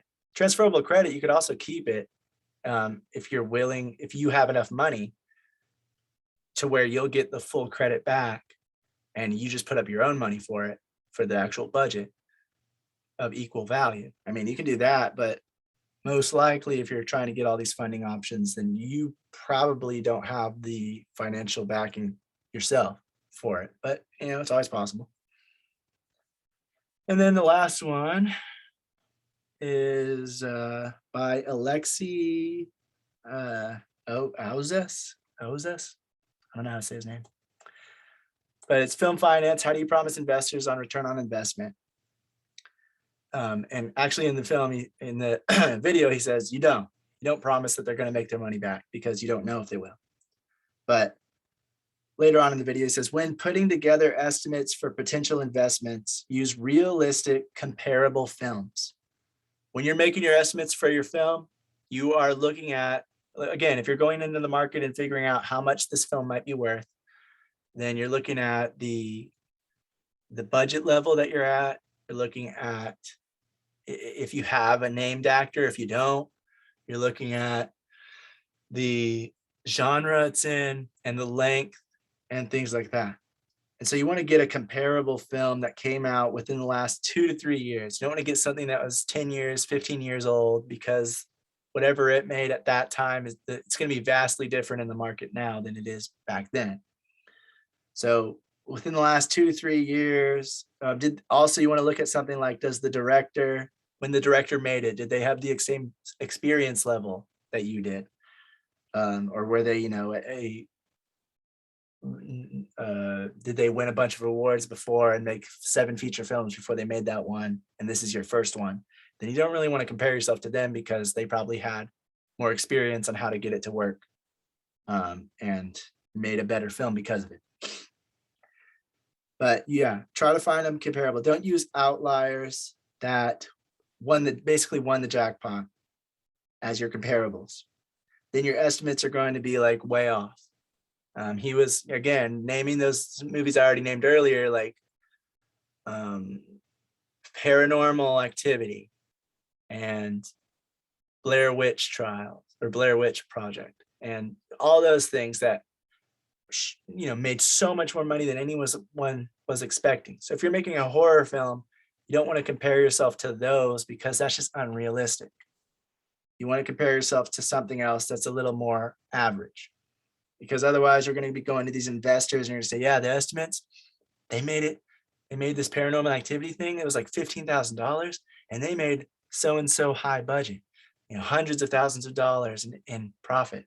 But that's not realistic to most films. That's that one. That's the outlier. That's the one that won the jackpot. So you don't want to go with that one, but you do want to make 3 different versions. One looking at the worst case scenario, looking at the ones that did the poorest, performed the most poorly.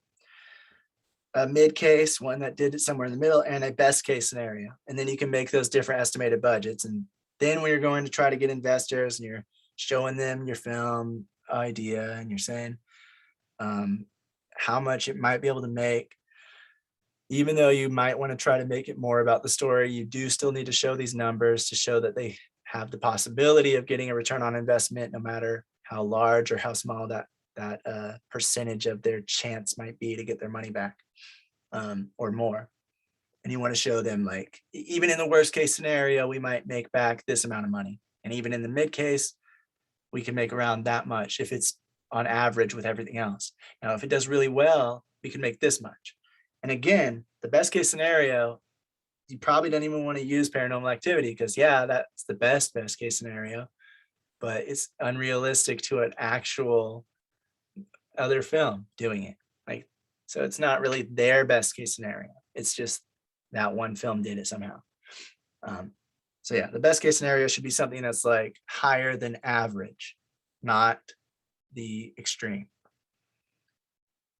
Does anyone have any questions, comments, or anything to add to any of that about film financing?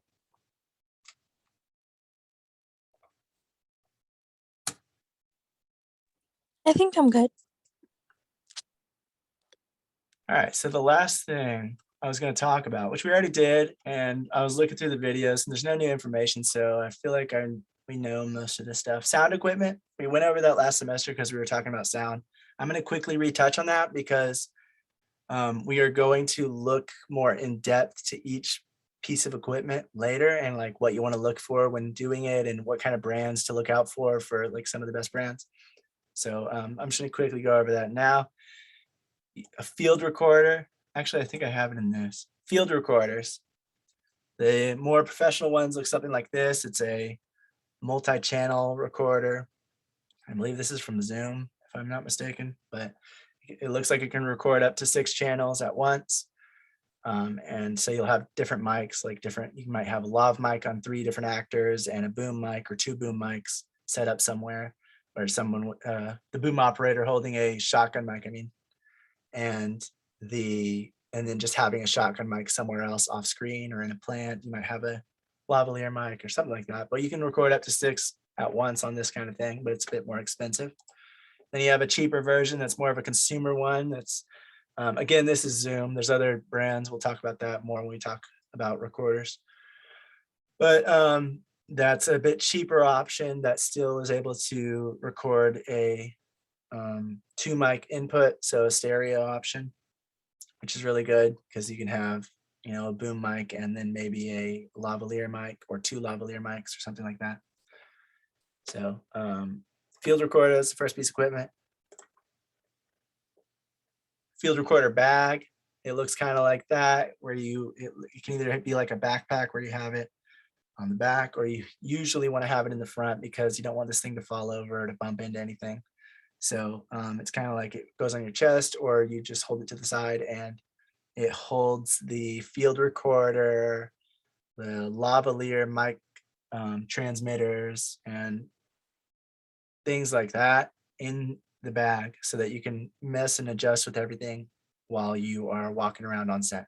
And maybe you can hold the boom mic and then like just really quickly twist a knob down here and change the audio settings on one of the person's mics because they're too loud at that moment or something like that. And shotgun mic, that's what you might hear called a boom mic, but it goes on a boom pole and it's actually called a shotgun mic, but a lot of people will just call it a boom mic. And you want that because it's very directional and it'll pick up sound farther away than most mics if you point it in that direction. And it picks it up very clearly if it's on axis and you're pointing directly to the source of the sound. and it blocks out a lot of the other surrounding sound, which makes it a very good option for filmmaking, since we don't really want to hear anything but the dialogue when we're filming on location. And you have that boom pole, which holds the shotgun mic. And that there's many different kinds. Some you want to get a lightweight one that's sturdy, very lightweight, so that when you're holding it for long periods of time, or your sound operator is holding it for long periods of time, they're not getting too tired. There are some that are very sturdy, but they're very heavy, and they start to feel more heavy the longer you hold them. And so you don't want to have those as much, because it'll become an issue on long sets that are when you're there for a long 12-hour, 13-hour days. And you have a mixing console, this is just the small version. There's also post-production that has the huge mixing console if you're gonna go all out, or if you're gonna get a professional studio to do some sound on your stuff. But these small mixing consoles are for on set, or for just self, like post-production sound, if you're making it yourself, or if you're getting someone who's a little bit more on a lower budget side, this can be used for that. And these just help to give the audio like a pre-mix, so that when it's coming in, if someone's being too loud and you have two people on set, one person is going to be on this mixing console, and the other person is going to be doing the boom operation, holding that shotgun mic, and putting the lav mics on the actors and things like that. But the person holding this mixing console is going to be adjusting it so that the sound comes through the best it can on set, so that something doesn't clip and it doesn't go too low, but stays in the right levels and has the right sound while they're recording it. Then you have the other mic, the wireless or wired lavalier mic. If you have a wired, I don't believe you need these transmitters and receivers, because those are used for the wireless version, where it has to send the signal back and forth to be picked up by the audio recorder, the field recorder. But if you have a wireless version, you're gonna have the little mic that you attach to somebody's clothes or their hair or a plant near them, whatever works for the image, and make sure that it's not seen unless it's intentional to be seen. And then you're going to have the receiver. Was it the receiver that's put on there? I think it's the transmitter that the actor has on them, and then the receiver is back with the recorder. Not exactly sure. And I'm pretty sure that's the way it is.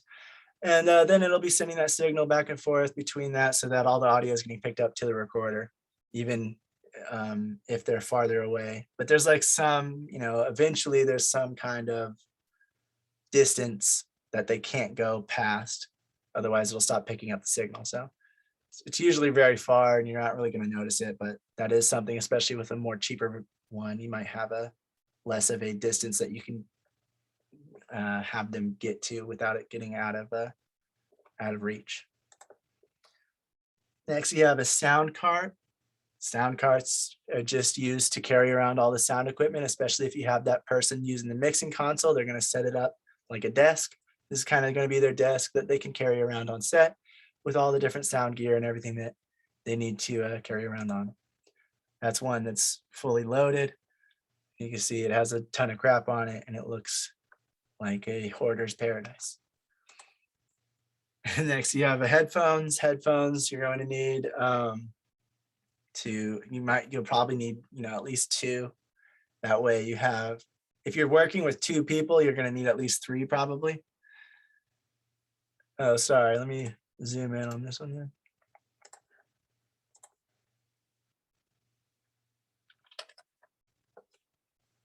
So that's the sound cart fully loaded, with all the stuff on it, just cables going out everywhere, and mixing console down here, and it's on wheels and all these things. It's holding the boom pole and all that.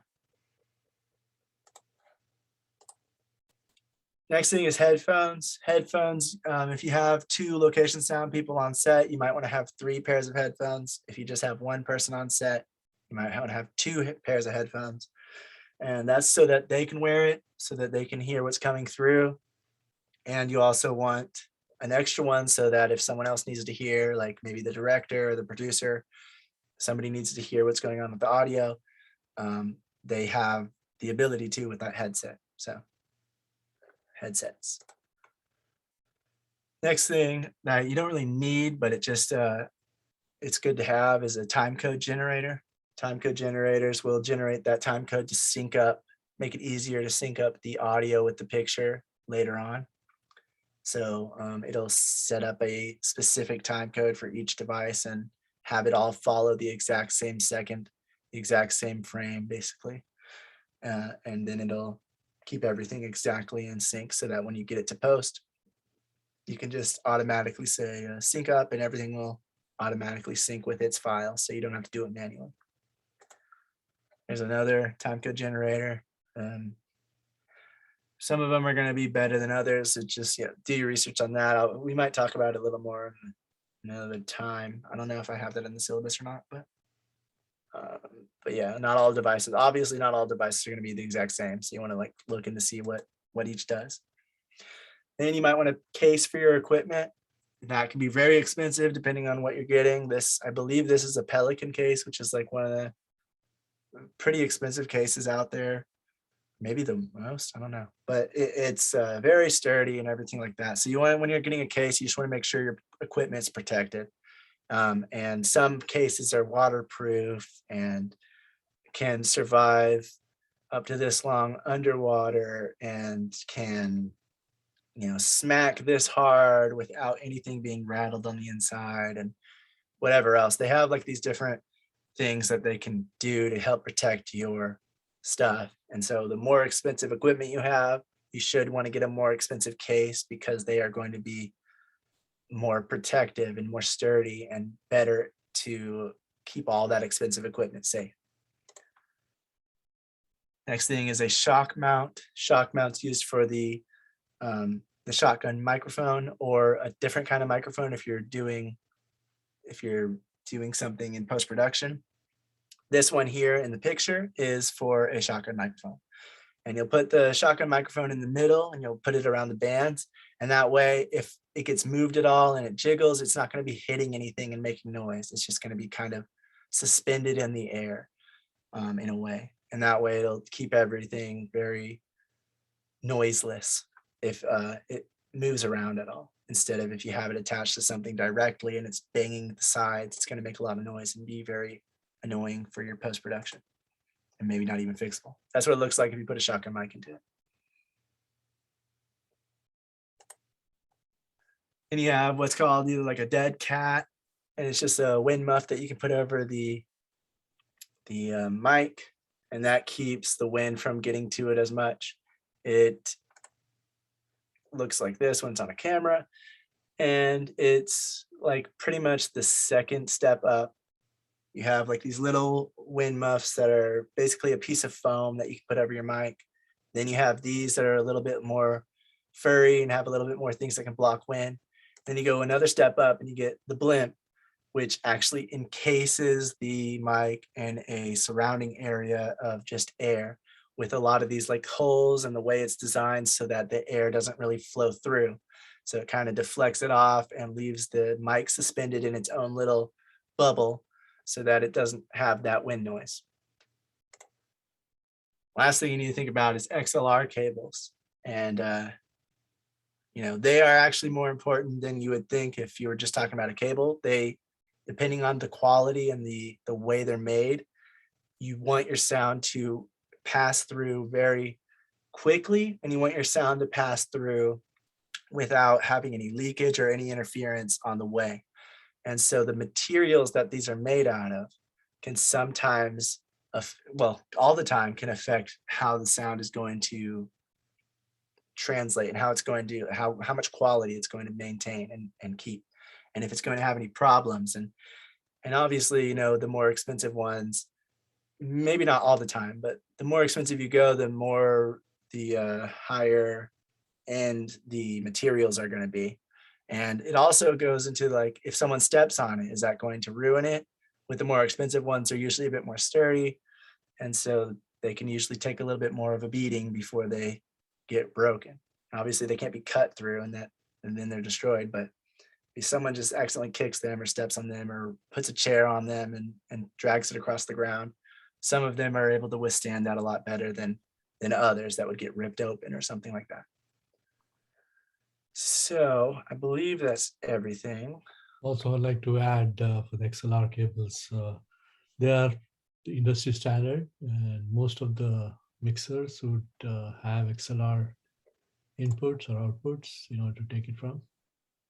And the other thing is that you can run it for a longer length without really affecting the signal. So, if you're going front stage to backstage and out to the mixer, you can really run these cables long and then get them connected.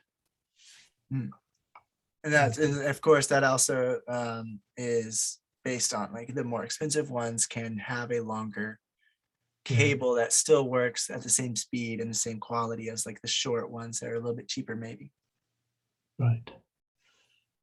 Because that actually is an issue with every kind of cable. If you guys ever try to get a phone charger or anything, if you're getting a 20-foot cable, it is not good. HDMI cables too. Like if you get a huge cable, it's not going to work as well and as quickly as the ones that are shorter.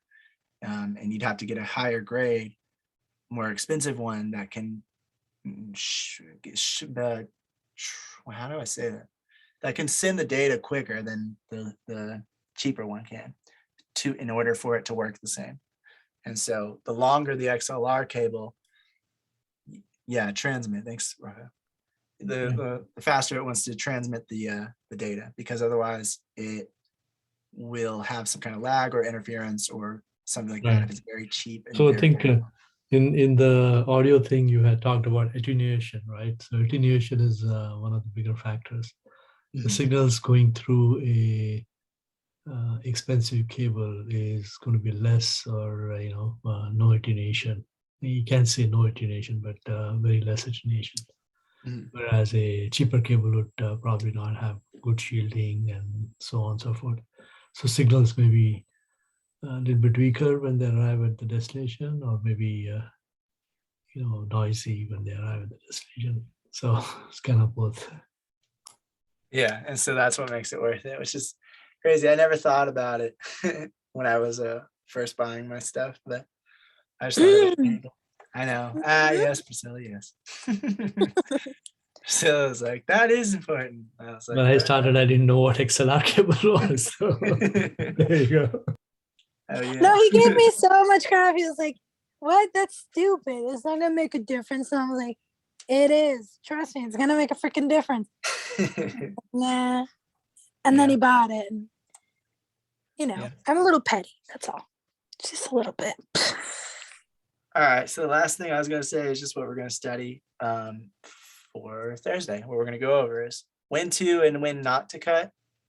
I kind of talked about this already, sort of, in somewhat. So it'll probably bleed into the next topic anyway, which is editing, the story, the flow, the rhythm, pacing, timing, and for emotion.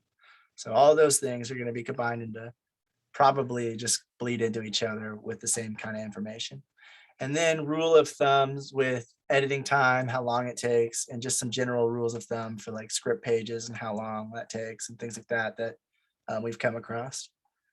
And so just to get a general sense of maybe like how long this might take to edit, how many days you might need to schedule for that editor to do it.